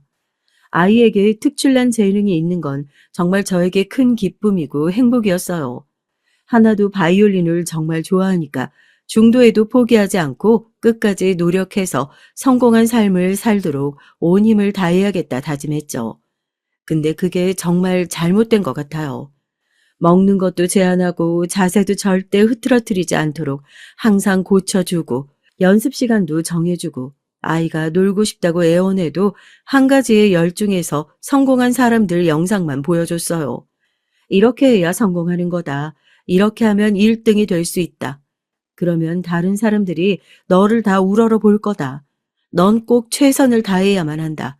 이런 말만 계속했죠. 아이가 중학생이 되고 사춘기가 됐는데 저랑 아예 말을 안 하려고 하더라고요. 요즘 애들이 쓰는 신조어도 찾아서 배워보고 유행하는 게 뭔지 좋아하는 게 뭔지 찾아봤는데 온통 제가 이해하기 어려운 것들 뿐이었죠. 왜 이런 걸 좋아하는지, 왜 이게 유행이 되는지 모르는 것들 뿐이었습니다. 남편한테 도움을 청했어요. 아이가 사춘기이고 저랑 말도 잘 하려고 하지 않는다고요. 그럼 남편은 하나를 데리고 나갔다가 오더라고요. 그러고 나면 하나는 밝아져 있었습니다. 하나가 좋아하는 게 뭔지 알아? 뭘 좋아한다고 당신한테 얘기했던 기억이 잘 안 난대. 당신 언제까지 상대방 말을 안 들을 거야? 언제까지 이게 좋은 거라고 강요만 하고 당신 뜻대로 하라고 상대를 윽박지를 거냐고. 쟤도 나처럼 잃어봐야 정신 차릴 거야? 우리 나가서 뭐 했는지 알아? 하나가 좋아하는 거 보고 사고 먹고 온 게 다야. 쟤 얼굴 어떤지 봤지? 마음대로 좀 하게 해줘. 쟤는 새장 속의 새가 아니잖아. 자기 생각이 있는 사람이라고. 당신 소유물이 아니야. 나도 하나도 말이야. 사람은 원하는 것만 하고 살 수 없어. 고생 없이 희생 없이 이룰 수 있는 건 없다는 거 알잖아. 재능이 없어서 힘들어하는 사람이 얼마나 많은데? 하나는 천재라고. 바이올린 천재. 꾸준히만 하면 정말 큰 성공할 거라고. 교수님이나 선생님들이 얼마나 극찬을 하는데. 나, 쟤 꼭 성공한 사람으로 만들 거야. 하나가 성공하고 싶대? 바이올린으로 세계를 제패하고 싶대? 그런 말 당신한테 한 적 있어? 그때 전 머리를 한 대 맞은 것 같았어요. 하나가 바이올린 하고 싶다고 말한 적이 없었나? 아무런 기억도 나질 않더라고요. 정말 너무 잘해서 잘한다는 것에만 관심이 있었지. 하나가 정말 바이올린을 좋아하는지 모르겠더라고요. 제가 말을 걸면 문을 닫고 들어가 버리기만 하는 딸. 사춘기는 그럴 수 있다고 책에서도 영상에서도 봤지만 그 외면은 정말 절 아프게 했습니다. 저는 딸이 헤매는 시간을 줄여주고 싶은 마음이었어요. 원래 가려던 목표 고린 지점까지 가려면 수많은 시행착오를 거쳐야 했는데 저는 덜 고생하고 빨리 그 목표 지점에 도달하게 해주고 싶었거든요. 이 험한 세상에 사람들한테 손가락질 받지 않고 원하는 많은 것들을 이루고 사는 삶을 살았으면 하는 게 제 마음이었는데 소파에 앉아서 생각하고 허공을 바라보는 시간이 많아졌습니다. 가만히 앉아서 클래식을 듣는데 눈물이 나더라고요. 하나는 그런 저를 보고 소리를 지르고 욕을 하면서 나가버렸어요. 저랑 대화하지 않고 지낸 시간이 길어졌는데 레슨 선생님은 하나 실력이 점점 더 좋아지는 것 같다고 하더라고요. 칭찬을 해줘서 고마웠지만 계속 생각이 들었어요. 저게 하나가 원해서 하는 건지 내가 시켜왔어서 그 압박 때문에 하고 있는 건지 알 수가 없었습니다.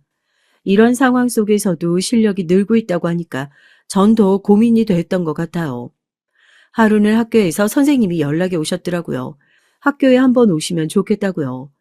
애들이랑 잘 어울리고 놀고 다 괜찮은 것 같아 보이는데 학교에서 적성이랑 심리 검사한 게 너무 안 좋게 나와서 연락했다고 하더라고요.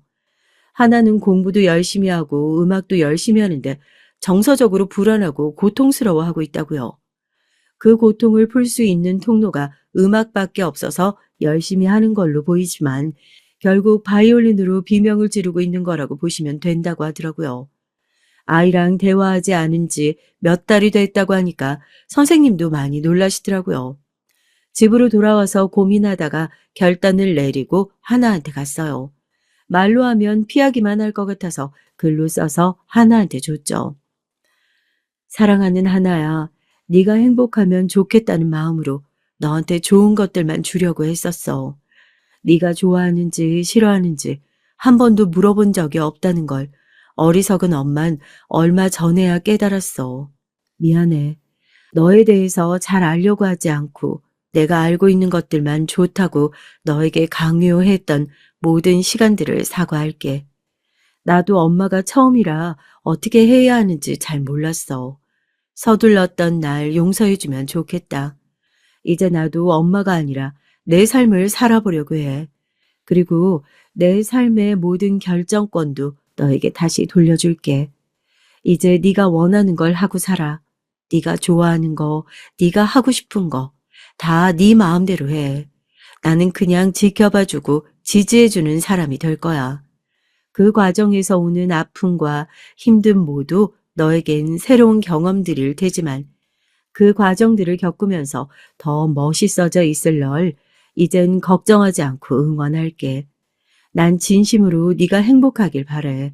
언제든 필요한 게 있으면 얘기해주면 좋겠다. 사랑해. 엄마가. 편지를 내려놓고 방에서 나와 3시간을 운 것 같아요. 그리고 나서 푹 한잠 자고 났는데 꼭 새로 태어난 것 같았습니다. 우선 얼굴이 제 얼굴이 아니었어요. 눈이 퉁퉁 불어서 딴 사람 같더라고요. 하나는 알아서 학교에 갔는지 집엔 아무도 없었는데 청소를 시작했죠. 오랜만에 제가 먹고 싶었던 음식을 만들어 먹었어요. 늘 하나 위주로 식단을 짜고 건강한 메뉴들만 골라서 만들어주느라 정작 제가 먹고 싶던 걸 못 먹었거든요. 생각해보니까 정말 저도 바보같이 살았었네요. 좋아하는 꽃꽂이도 배우러 다니고 새로 일하려고 보니까 배워야 할 것들이 참 많더라고요. 나이도 먹었는데 몸 쓰는 일은 힘들겠다 싶어서 우선 컴퓨터 자격증을 따려고 학원에 다니기 시작했습니다. 물론 집에 와서 먹을 간식이나 밥은 여전히 열심히 준비해줬지만 아직도 하나랑 대화는 하지 않았어요. 가끔 하나 아빠가 집에 와서 하나랑 대화하는 소리가 들리더라고요. 저렇게 대화하는 거구나. 하나는 저런 걸 좋아하는구나. 그래도 아빠가 있어서 참 다행이다. 이런 생각이 들었습니다. 비록 애만 키우느라 경단녀가 됐지만 제가 돈을 더 열심히 벌어놔야 나중에 하나 결혼도 시키고 유학 간다고 하면 유학도 보내야 하니까 이런저런 일을 찾아보기 시작했어요. 제가 제 일을 열심히 하고 시간이 지나면 하나랑 제 사이가 좋아지지 않을까 기대했는데 쉽사리 나아지지 않았습니다. 속으로 많이 삐뚤어져 있었다 보니까 제 편지를 받고 이제 자기를 아예 포기해버렸다고 생각했었나 봐요. 그래도 엇나가거나 자기 인생을 망치려고 한 적은 없었는데 사건은 터지고 말았죠. 엄마랑 사이가 안 좋아서 힘들다고 친구들한테 털어놨는데 친구 한 명이 하나를 얄밉게 생각하고 있었나 봐요. 엄마랑 싸워서 힘들다고 하는 애가 늘 하고 다니는 거 보면 엄마가 사준 옷에, 엄마가 사준 액세서리, 학용품, 화장품, 향수 다 엄마가 사준 거 맨날 자랑하고 엄마가 시키는 대로 다 하면서 괜히 힘들다고 말하고 다니는 게 관심 끌려고 하는 거 아니냐고 듣기 싫다고 얘기했나 봐요. 서로 욕하고 밀고 싸우다가 몸싸움까지 갔는데 다 같이 악기하는 애들이라 절대 손이나 팔을 안 다치려고 주의하는데 그날따라 걔는 뭐에 씌인 것처럼 저 잘난 척하는 손가락까지 다 짜증난다면서 하나 손을 밟으려고 했대요. 하나는 절대 손은 다치면 안 된다고 생각해서 걔 발을 잡고 당겨버렸고 걘 넘어지면서 땅에 손을 짚었는데 무게가 실리면서 골절이 됐대요. 다른 애들도 증언해주고 CCTV를 봐도 먼저 시비를 건 건 상대편이어서 하나는 정당방위가 됐지만 딸은 학교를 나가고 싶지 않다고 하더라고요. 그래도 학교는 가야 한다고 말하고 싶었지만 하루 종일 방에 틀어박혀서 게임만 하는 걸 말리지 못했습니다. 애 아빠한테 얘기해서 말려보라고 했지만 남편도 역시 시간이 필요한 것 같다고 하더라고요. 옛날 어른들이 세상에서 제일 어려운 게 자식 농사라고 하셨던 말이 뭔지 이제 알겠더라고요. 정말 쉽지 않은 것 같아요. 그동안 강압적으로 눌려서 살았던 모든 서름을 풀려고 하는 듯이 또 사건은 터지고 말았습니다. 게임만 하기 지루했는데 데이팅 앱 같은 걸 깔아서 모르는 남자들이랑 채팅을 했었나 봐요. 저랑 대화하기가 어려우니까 자기도 말할 사람이 필요했다고요. 이 사람 저 사람이랑 대화하다가 말이 좀 잘 통한다 싶은 사람을 찾았나 보더라고요. 한 이틀 채팅했는데 서로 만나자고 뜻이 맞아서 나갔었대요. 말도 없이 집에서 나가서 좀 불안해하고 있었는데 갑자기 경찰서에서 전화가 왔더라고요. 놀란 마음에 휴대폰만 챙겨 들고 미친 듯이 달려갔더니 얻어맞아서 엉망이 된 하나가 보였습니다. 데이팅 앱을 써본 적이 없다 보니까 남자들이 다 어떤 의도를 가지고 있는지 잘 몰랐나 봐요.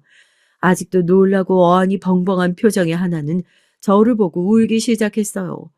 전 말없이 하나를 안고 토닥여 줬습니다. 그 남자 새끼는 서로 좋아서 만나기로 했는데 전현이 계속 밀당만 하고 스킨십을 하려고 하니까 피하길래 열받아서 좀 엎치락덮치락 했다가 이렇게 된 거라고 헛소리를 늘어놓더라고요. 내 딸을 강간하려는 것도 모자라서 저렇게 때리기까지 했는데 저렇게 당당하게 거짓말을 하는 게 열받아서 저도 가서 뺨 몇 대를 날리고 손이 미끄러져서 미안하다고 얘기했어요. 다행히 다른 사람이 도와줘서 모텔로 끌려 들어가진 않았지만 정말 큰일 날 뻔했더라고요. 하나는 제가 그런 모습을 처음 봐서 더 놀란 것 같았습니다. 경찰한테 저놈 제발 콩밥 좀 먹게 해달라고 사정했어요. 강간 미수에 폭행 치사까지 하면 더 형량이 늘지 않냐고 했더니 미수에 그쳤기 때문에 형량이 그렇게 높게 책정되진 않을 거라고 하더라고요. 정말 억울하고 분했지만 합의금으로 3억을 주든지 아닌 깜빵 가라고 엄포를 놨죠. 하나랑 집에 돌아가는 길에 제 모습을 다시 보고 눈물을 흘쩍거리기 시작했어요. 자기가 잘못했다고요. 제가 너무 정신없어서 운동화 한 짝이랑 슬리퍼 한 짝을 신고 왔는데 그거에 눈물이 터진 거였더라고요. 엄만 딸을 사랑하는 게 아니라 엄마 역할을 하는 자기 자신의 모습을 사랑한다고 생각했었는데 완벽한 엄마의 모습을 남들한테 보여주고 싶어서 늘 딸을 통제하고 잘하는 모습만 보이는 것 같았대요. 그런데 그 추운 날씨에 외투는커녕 신발도 제대로 못 신고 경찰서까지 달려온 엄마 마음이 어땠을까 생각하니 그냥 너무 죄송하고 눈물이 나더라는 거예요. 자기가 잘못했다고 엉엉 우는데 저도 같이 껴안고 한참을 울었어요. 오랜 세월 묵었던 오해를 풀고 사이좋게 지내기 시작했죠.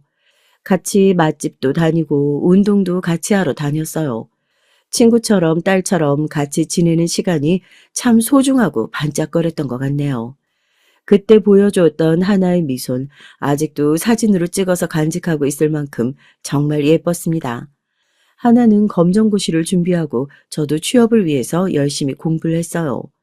하나는 그만뒀던 바이올린도 다시 시작하고 모든 게 순조롭게 돌아간다고 생각이 들었어요. 하지만 불행은 아직도 시작도 안 된 상태였더라고요.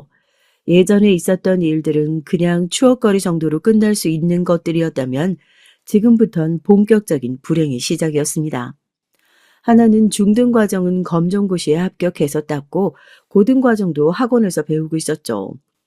열심히 노력하더니 고등과정은 1년 만에 마스터해서 또래보다 일찍 고등학교 졸업장을 받았어요. 그래도 전 정말 감사했죠. 학교는 그만뒀지만 그래도 금방 정신 차리고 스스로 노력해서 다시 시작하려고 하는 점이 정말 감사하더라고요. 그런데 수능 준비를 하다가 갑자기 남자친구가 생겼다고 하더라고요. 학원에서 아르바이트하는 대학생이었는데 하나를 보고 첫눈에 반했다고 고백해서 둘이 사귀게 됐다고 하더라고요. 나이 차이는 2살 정도 됐고 하나가 생각보다 나이가 어려서 고민했지만 정말 예쁘게 만나겠으니 교제를 허락해달라고 저한테 인사도 왔더라고요. 저도 연애를 반대하고 싶은 마음은 없었지만 지금이 참 중요한 시기인데 남자친구를 조금 이따 만나면 좋겠다는 생각이 들었지만 하나의 뜻을 존중해 주기로 했어요. 전 남자친구 어디가 마음에 드냐고 했더니 자기를 정말 좋아해 주는 게 느껴진다고 하더라고요. 말도 자기는 너 없으면 안 된다고 하고 자기랑 조금이라도 연락이 안 되는 게 느껴지면 불안해한다고 하더라고요. 바이올린 하는 모습을 보여줬는데 너무 예쁘고 아름답다면서 영상도 찍어서 간직하고 하루에도 몇 번씩 본다고 하는 모습을 보면서 이 남자가 정말 날 좋아하는구나 하고 느꼈다고 하더라고요. 그래서 넌 그 남자를 얼마나 좋아하냐고 물어보니까 아직 잘 모르겠다고 말하는 딸을 보면서 생각이 많아졌어요. 아빠의 부재 때문일까? 내 영향 때문일까? 자기가 좋아하는 사람보다는 자기를 정말 좋아해주는 사람을 감정 없이 만나는 게 정말 걱정이 되더라고요. 근데 하나도 만나보니까 자기한테 점점 가스라이팅을 하고 집착하는 모습에 정신을 차리고 끊어내려고 했는데 대충 눈치를 차린 남자가 하나를 임신시켰더라고요. 눈에서 불이 나오는 것 같았죠. 이제 겨우 마음 먹고 열심히 살려고 하는 애한테 왜 이런 일들이 일어나는지 정말 미칠 지경이었습니다. 하나도 자책하더라고요. 네가 원하지 않으면 아이 낳지 않아도 된다고 말이에요. 죄책감 가질 필요 하나도 없다고. 네 몸은 주인은 너니까 네가 원하는 대로 하면 된다고 말이죠. 생각을 좀 해보겠다고 했는데 이 어려 터진 녀석은 자기한테 온 생명 자기가 책임지겠다고 기어이 그 길을 택하겠다고 하더라고요. 눈물을 흘리며 딸의 결정을 따를 수밖에 없었어요. 나이도 어린 딸이 가는 그 길이 너무 험난하고 힘들어 보이는데 제가 욕을 먹고 원망을 듣더라도 더 단호하게 말리지 못한 후회가 파도처럼 밀려오더라고요. 그놈은 자기가 책임지겠다고 큰 소리만 떵떵거렸지 아무것도 준비된 게 없는 사람이었습니다. 부모가 고철 재활용을 한다고 하시더라고요. 같이 만나는 상견례 자리에서 여자애가 나이도 어린데 몸간수도 하나 못하고 벌써 애를 가져서 남들 보기 부끄러울 테니 그냥 빨리 같이 살게 하는 게 모양새도 낫지 않겠냐고 하더라고요. 아무리 험한 일을 한다고 해도 말 어떻게 저렇게 할 수 있을까 하는 생각에 당장이라도 결혼을 깨고 싶었습니다. 남자애도 마음에 안 들었지만 집안은 더 마음에 들지 않았어요. 하나한테 정말 이건 아니라고 그만하자고 몇 번 말렸지만 자기 선택이니 존중해달라고 하더라고요. 집안 형편도 그렇고 임신해서 몸도 힘든데 굳이 지금 결혼식 올릴 필요 없고 애 낳고 나서 하자고 하더라고요. 앞으로 어떻게 될지도 모르는데 그게 낫지 않겠냐고 하는데 정말 우리 애를 무시하는 건지 집안을 무시하는 건지 정말 화가 나더라고요. 그 남자애인 부모가 그렇게 얘기하는데도 전혀 뭐가 잘못된 건지 생각이 없어 보였습니다. 비록 임신해서 하는 결혼이지만 애들 앞날은 제대로 축복해 주는 게 맞지 않을까요? 시기라도 제대로 치러서 보내고 싶은 게 제 마음입니다만. 축복이요? 아이고 이건 사고죠. 저희 입장에선 그리 달갑지 않습니다. 그냥 한창 일하고 이제 돈 벌기 시작해야 되는데 벌써 저런 혹을 달아가지고 언제 돈을 모으고 아이고 눈앞이 캄캄하네요. 다행히 저희 공장 사택에 지금 사는 사람들이 나갔으니까 거기서 신혼집처럼 살면 되니까 사부인은 걱정 마시고 지금 결혼이 문제가 아니라 그 한 푼이라도 더 아끼고 애 제대로 키울 생각을 해야죠, 지금. 그래요. 요즘 스몰 웨딩이 대세인데 뭐 다 생략하고 그냥 사는 사람들도 많으니까요. 가볍게 시작하면 되죠. 저는 저 사람들이 하는 행동이나 말들이 너무 기분이 나빴어요. 딸은 반쯤 자포자기한 것 같기도 하고 모든 의욕을 잃어버린 것처럼 보이기도 했죠. 자기의 행동에 대한 반성, 자책, 후회로 가득해 보였지만 그것도 하나가 배우는 과정 중의 일부라고 생각했어요. 울면서 그 공장 사택에 하나를 보냈는데 직접 가보면 마음 안 좋을 것 같아서 이불이랑 식기 같은 거 새로 다 사서 보냈죠. 이럴 때 남편이 있었으면 좋았을 텐데 그러고 보니 저도 제 가정을 제대로 지키지 못했던 게 생각나더라고요. 하나만큼은 그래도 행복했으면 좋겠다고 빌고 또 빌었는데 아이도 무사히 자랄 수 있게 빌고 또 빌었습니다. 3개월 후에 갑자기 하나가 잘 지내나 하는 생각이 들더라고요. 연락이 없었던 지도 오래됐고요. 근데 전화를 해봐도 전화를 받지 않아서 너무 불안한 나머지 사택으로 갔는데 세상에 피를 흘리고 쓰러져 있는 하나를 발견했어요. 사택은 너무 썰렁하고 온기도 없었죠. 음식도 제대로 먹지 못한 것 같았고 상처 입은 들짐승처럼 축 처져서 의식이 없더라고요. 급하게 119를 불러서 병원으로 갔죠. 조금만 더 늦었으면 산모까지 큰일 날 뻔했다고 하더라고요. 외상은 없는데 산모가 뭔가 충격을 받아서 애가 유산된 것 같다고요. 의식을 찾은 딸은 계속 울기만 했어요. 저는 같이 울고 달래고를 반복했죠. 어렵게 입을 뗀 딸이 얘기하더라고요. 신우이랑 남편이 하는 말을 들었다고요. 야, 저 어린애를 왜 임신시켰냐? 사고를 쳐도 좀 나중에 치든가. 동네 부끄러워서 너 애 임신했다고 말하기도 그렇고. 공장 사람들이 계속 물어봐서 엄마가 스트레스 받는 것 같은데? 내가 좋아해줬는데 배은망덕하게 날 배신하려고 하길래 술 진탕 먹이고 콘돔에다 장난좀 폈지. 근데 바로 임신될 줄 누가 알았나? 저기 애 기저귀값 분유값 댈 생각하니까 벌써 눈앞이 캄캄하다. 아씨, 장난 좀 친 거 가지고 아빠가 돈 좀 보태주겠지? 야, 저 짠돌이 구두쇠가 퍽이나 돈을 주겠다. 너 보고 공장에서 일하라고 할걸? 난 절대 공장에서 일 안 할 거야. 절대. 내 가오가 있지. 저런 일 왜 해? 아, 아니면 하나 쟤네 엄마한테 돈 좀 모아놓은 것 같은데. 애 더 초췌하게 만들어서 그 집에 돈 좀 뜯어내면 되지 뭐.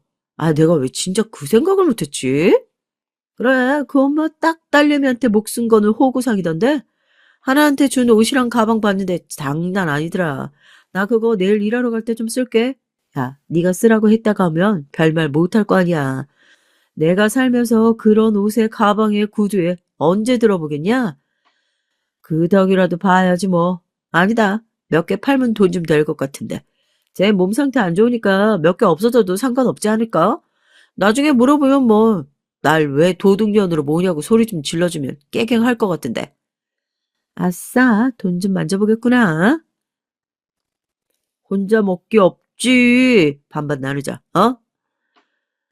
그 말을 듣는데 그날 하나가 믿고 있었던 세상이 다 무너져 내리는 것 같았대요. 엄마는 늘 나를 위한 조언을 아끼지 않았는데 또 고집 부리다가 이런 잘못된 결정을 내려서 이런 험한 꼴을 보는구나. 가슴을 치면서 후회를 하는데 배가 아파오기 시작했대요. 조금씩 통증이 있긴 했는데 아랫배가 다 뜯겨져 나가는 것처럼 아파서 애도 엄마가 절망해버린 걸 알았나 보다 하는 생각이 들더래요. 혹시나 나중에 다시 내 나이로 태어나주면 그땐 정말 좋은 아빠, 좋은 가정에서 자랄 수 있게 해주겠다고 정말 미안하다고 마음속으로 빌어주고 의식을 잃었다고 하더라고요. 결국 아이는 유산됐고 마음 아프겠지만 네가 행복할 때 아이를 가지는 게 훨씬 좋을 것 같다고 말했죠. 하나는 말없이 고개만 끄덕이고 울었지만 꼭 복수하고 싶다고 하더군요. 전 다른 방법도 많으니 굳이 그 집에 다시 안 들어가는 게 좋겠다고 했어요. 하지만 자기한테 그런 짓을 한 남편과 그 시누이를 용서 못하겠다고 하더라고요. 몸이 좀 회복되자마자 그 집으로 들어갔는데 무슨 일이 생기면 바로 연락하라고 신신당부를 하고 그 집으로 보냈는데 한 달도 못 돼서 딸한테 청천벽력 같은 연락을 받았어요. 엄마, 엄마, 내 손 좀 찾아줘요, 엄마. 전 일하던 것도 팽개치고 공장으로 갔습니다. 딸은 거의 반실성한 것 같은 얼굴로 절 보자마자 울부짖기 시작했어요. 엄마, 내 손가락이 잘렸어. 엄마, 나 바이올린 켜야 되는데. 엄마. 난리통에 그놈 엄마가 와서 하는 말이 절 정말 미치게 만들었습니다. 그 손가락 하나 없다고 죽지도 않는다. 어디서 수선이야. 사람들 부끄럽게 목소리 좀 낮추지 못해. 내 딸한테 소리 지르지 마. 다들 손가락 좀 찾아줘요, 빨리요. 다행히 한마디 정도만 잘렸지만 악기하는 사람한테 손가락 절단은 정말 너무 큰 시련이 아닐 수 없으니까요. 그 와중에 입을 삐죽거리고 팔짱만 끼고 있는 그 여자를 전 절대 용서할 수 없었습니다. 우선 딸 수술이 먼저였기 때문에 전 초조한 마음으로 찾아가 멈춰진 기계 사이에 끼어있는 손가락을 찾았어요. 떨리는 손이었지만 손가락을 챙겨서 구급차를 타고 수술 가능한 병원을 찾아갔죠.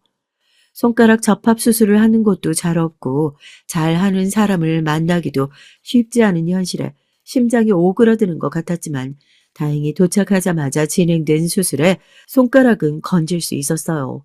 아이를 잃은 지 얼마 되지 않아서 손가락까지 다친 하나는 정말 많이 괴로워했습니다. 죽고 싶다고 말하기도 하고 자기를 좀 때려달라고도 하고 다른 손톱을 물어뜯기도 하고 온몸을 막 부들부들 떨면서 고통스러워했어요. 하나야, 내가 전에 너한테 했던 말 기억나니? 네 삶의 모든 결정권을 네게 돌려줄 거니까 네가 원하는 삶을 살라고 했던 말. 나 그냥 지켜봐주고 지지해주는 사람이 될 거고, 아픔과 힘든 상황들이 너에겐 새로운 경험들일 거지만 그 과정들을 겪으면서 넌 더 멋있어져 있을 거라고 했던 말 말이야. 삶은 이렇게 달콤하지 않아. 오히려 쓰기도 하고 고통스러운 건데 넌 지금 행복해지기 위한 과정 중에 있는 거야. 나도 많이 힘들었는데 그 과정 지나가면서 지금의 너를 만날 수 있었어. 우리 이 과정도 현명하게 잘 지내보자. 너를 아프게 한 사람들 절대 용서하지 말고 그 사람들한테 복수하고 네가 아팠던 만큼 다 갚아줘야지. 그럼 네가 힘을 내야 해. 너 그러려고 그 집에 다시 들어갔잖아. 나 같은 든든한 네 편을 두고 이렇게 힘을 못 쓰면 어떡하니? 괜찮아. 다시 일어서면 돼. 엄마, 엄마, 엄마. 하나는 한참을 울다가 조금씩 힘을 내기 시작했어요. 밥도 먹고 힘이 좀 나더니 수술한 손가락이 벌써 간질간질하다고 웃더라고요. 다행히 수술 경과가 좋아서 악기 다루는데 문제 없을 거라는 진단을 받았습니다. 하나는 방에 캠을 설치했더라고요. 신우이가 제가 하나한테 준 옷이랑 가방, 구두를 훔쳐가는 거 다 찍혔고 남편이란 사람은 하나 폰으로 하나 계좌에 있는 돈을 다 자기한테 송금하고 돈을 빼가더라고요. 제가 비상금으로 쓰라고 준 돈인데 하나한테 허락도 받지 않고 자기 돈인 양 술 먹고 여자 만나고 다녔나 보더라고요. 전 그것만으론 부족하다고 생각했어요. 하나가 다치게 방조하고 방관한 사람들 다 가만둘 수 없더라고요. 남편한테 연락했죠. 남편은 그간 하나한테 있었던 일을 모르다가 하나가 겪은 일들을 알고 분노를 참지 못했어요. 자기한테 다 맡기라고 하더니 얼마 후에 보니까 그 공장이 망했더라고요. 안전교육도 제대로 받지 않고 장비도 갖추지 않은 채로 사고가 났는데 사고가 난 이후에도 아무도 제대로 된 조치를 취하지 않고 은폐하려고 했던 정황을 다 모아서 노동청에 고발을 한 거였어요. 영업 정지에 유산한 지 한 달도 안 된 며느리를 그렇게 부려먹고 다치게 한 악덕 사업장이라고 기사까지 나서 사업장은 거래처가 다 끊겨서 폐쇄가 됐고요. 그 아들, 딸도 절도죄로 고소하고 또 인터넷으로 얼굴까지 다 퍼뜨렸어요. 다시는 떳떳하게 고개 들고 다니지 못하도록 말이에요.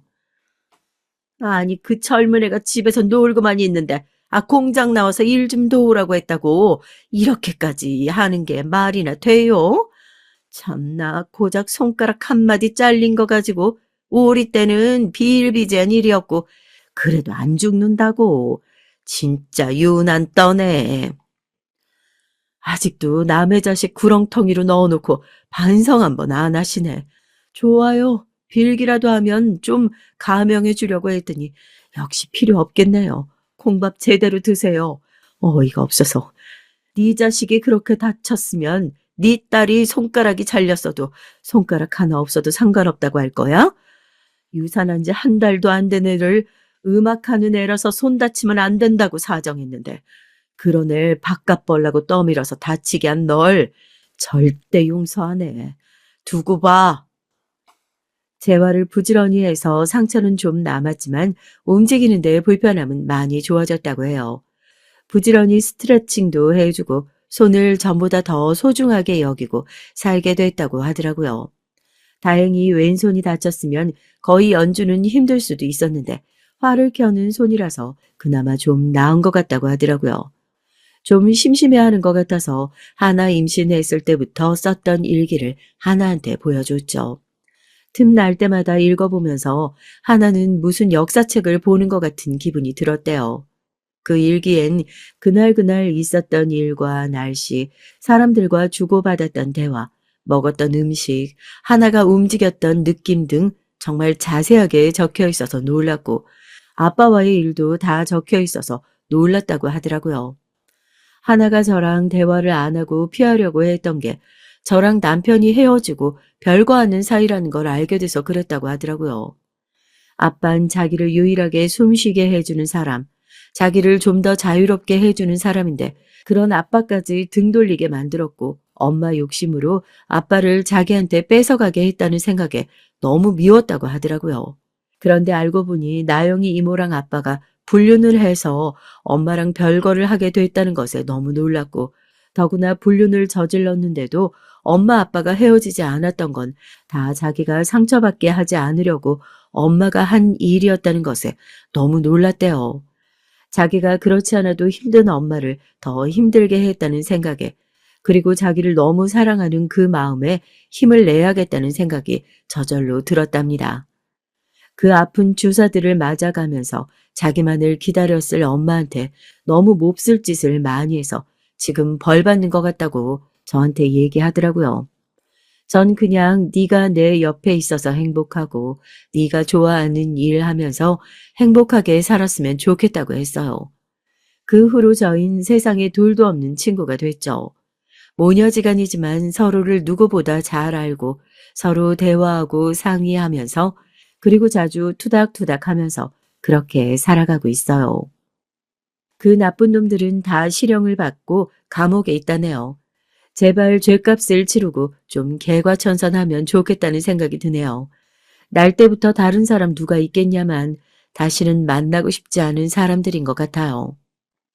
하나는 재활을 끝내고 열심히 바이올린 연습을 하고 대학을 진학했어요. 결국 또래들이랑 같이 학교를 갔는데 새로운 친구도 많이 사귀고 교양을 듣는데 재밌고 좋다고 하더라고요. 다친 손가락엔 흉터를 가리려고 컬러 타투를 했는데 친구들이 예쁘다고 자기도 하고 싶다고 한대요. 예전 컨디션을 90%까지 올렸는데 10%도 꼭 채워서 나중에 연주회 초대하겠다고 하는데 너무 감동적이었죠. 딸이 연주회를 열 때 참석하는 제 모습을 전 늘 꿈꾸고 있었거든요. 그때까지 저도 열심히 운동하고 더 능력 있는 엄마가 되려고 열심히 회사를 다니고 있어요. 나이 많은 나 같은 사람 뽑을까 싶은 일자리에 지원했어요. 근데 다행히 연륜 있고 센스 있는 사람을 좋아하셔서 멋지게 취업을 했습니다. 하나가 보더니 너무 멋있다고 하더라고요. 하나는 늘 사랑을 받기만 해서 주는 방법도 잘 몰랐고 늘 사랑 안에서 살다 보니 그 사랑이 얼마나 크고 대단한지 몰랐대요. 그런데 그 끔찍한 사택에 살면서 늘 자기를 위해서 밥을 하고 돈을 벌고 자기를 챙겨주는 엄마의 모습이 계속 아른거린대요. 아이를 임신하고 내가 과연 그런 엄마가 될 수 있을까 계속 생각을 했다고 하더라고요. 네가 준비가 되지 않았을 때 임신을 해서 더 그런 마음이 들었을 것 같다고 얘기해 줬어요. 전 어렸을 때부터 내 아이를 가지길 원했고 늘 아기를 가지려고 준비했었기 때문에 바라고 바라던 아이를 얻었을 때 정말 감사하고 기뻤다고 말이죠. 그런데 아이를 위한 마음이 너무 지나쳤던 탓에 주변에 소중한 사람들이 병들어가는 걸 몰랐다고요. 소중한 사람들이 내가 생각하는 대로 늘 그 자리에 있어주진 않는다는 걸 배웠다고요. 소중할수록 아껴주고 살펴줘야 잃지 않을 수 있다는 걸 깊이 깨달았다는 걸 말이죠. 겪으면서 너무 많이 아팠지만 같은 실수는 이제 하지 않을 수 있게 돼서 좋은 것 같다고 말했죠. 하나는 이제야 엄마를 조금 이해할 수 있을 것 같다고 하더라고요. 자기한테 도움되는 말들인 걸 알지만 늘 같은 것만 하라고 하는 엄마한테 그냥 반항하고 싶어서 말도 하지 않고 외면했다는데, 그게 엄마한테 상처가 됐다면 정말 죄송하다고요. 그리고 돌고 돌아서 다시 이렇게 돌아와서 지름길을 알려주는 엄마를 괴롭혀서 이렇게 돌아서 온 것 같다고 말하더라고요. 누구나 어둠이 눈앞에 내린 시간이 있는 것 같아요. 누가 어떤 얘기를 해도 내 마음대로 듣고 내 눈앞에 어둠이 내려서 그 어떤 것도 제대로 보이지 않는 시간이요. 내 눈앞이 어두우면 그게 하얀색인지 검은색인지조차 알 수 없으니까요. 눈앞에 닥치는 시련들이 제대로 보이면 참 좋겠지만 우린 잘 모르고 살아가죠. 그 어둠이 얼마나 크고 어둠을 벗어나는데 얼마나 오래 걸릴지도 모르고요. 하지만 그렇게 헤쳐나가야 하는 그 길을 더듬거리며 나가다 보면 내 손을 잡아주고 날 밝은 곳으로 이끌어줄 크고 작은 손들이 생기더라고요. 외로웠던 제 옆에도 그런 사람들이 있었던 것처럼 여러분들 앞날과 지금 그 옆에도 그런 아름다운 사람들이 있을 텐데 그 사람들을 꼭 잃지 않으셨으면 좋겠습니다. 다들 행복한 하루하루 되셨으면 좋겠어요. 꼭이요.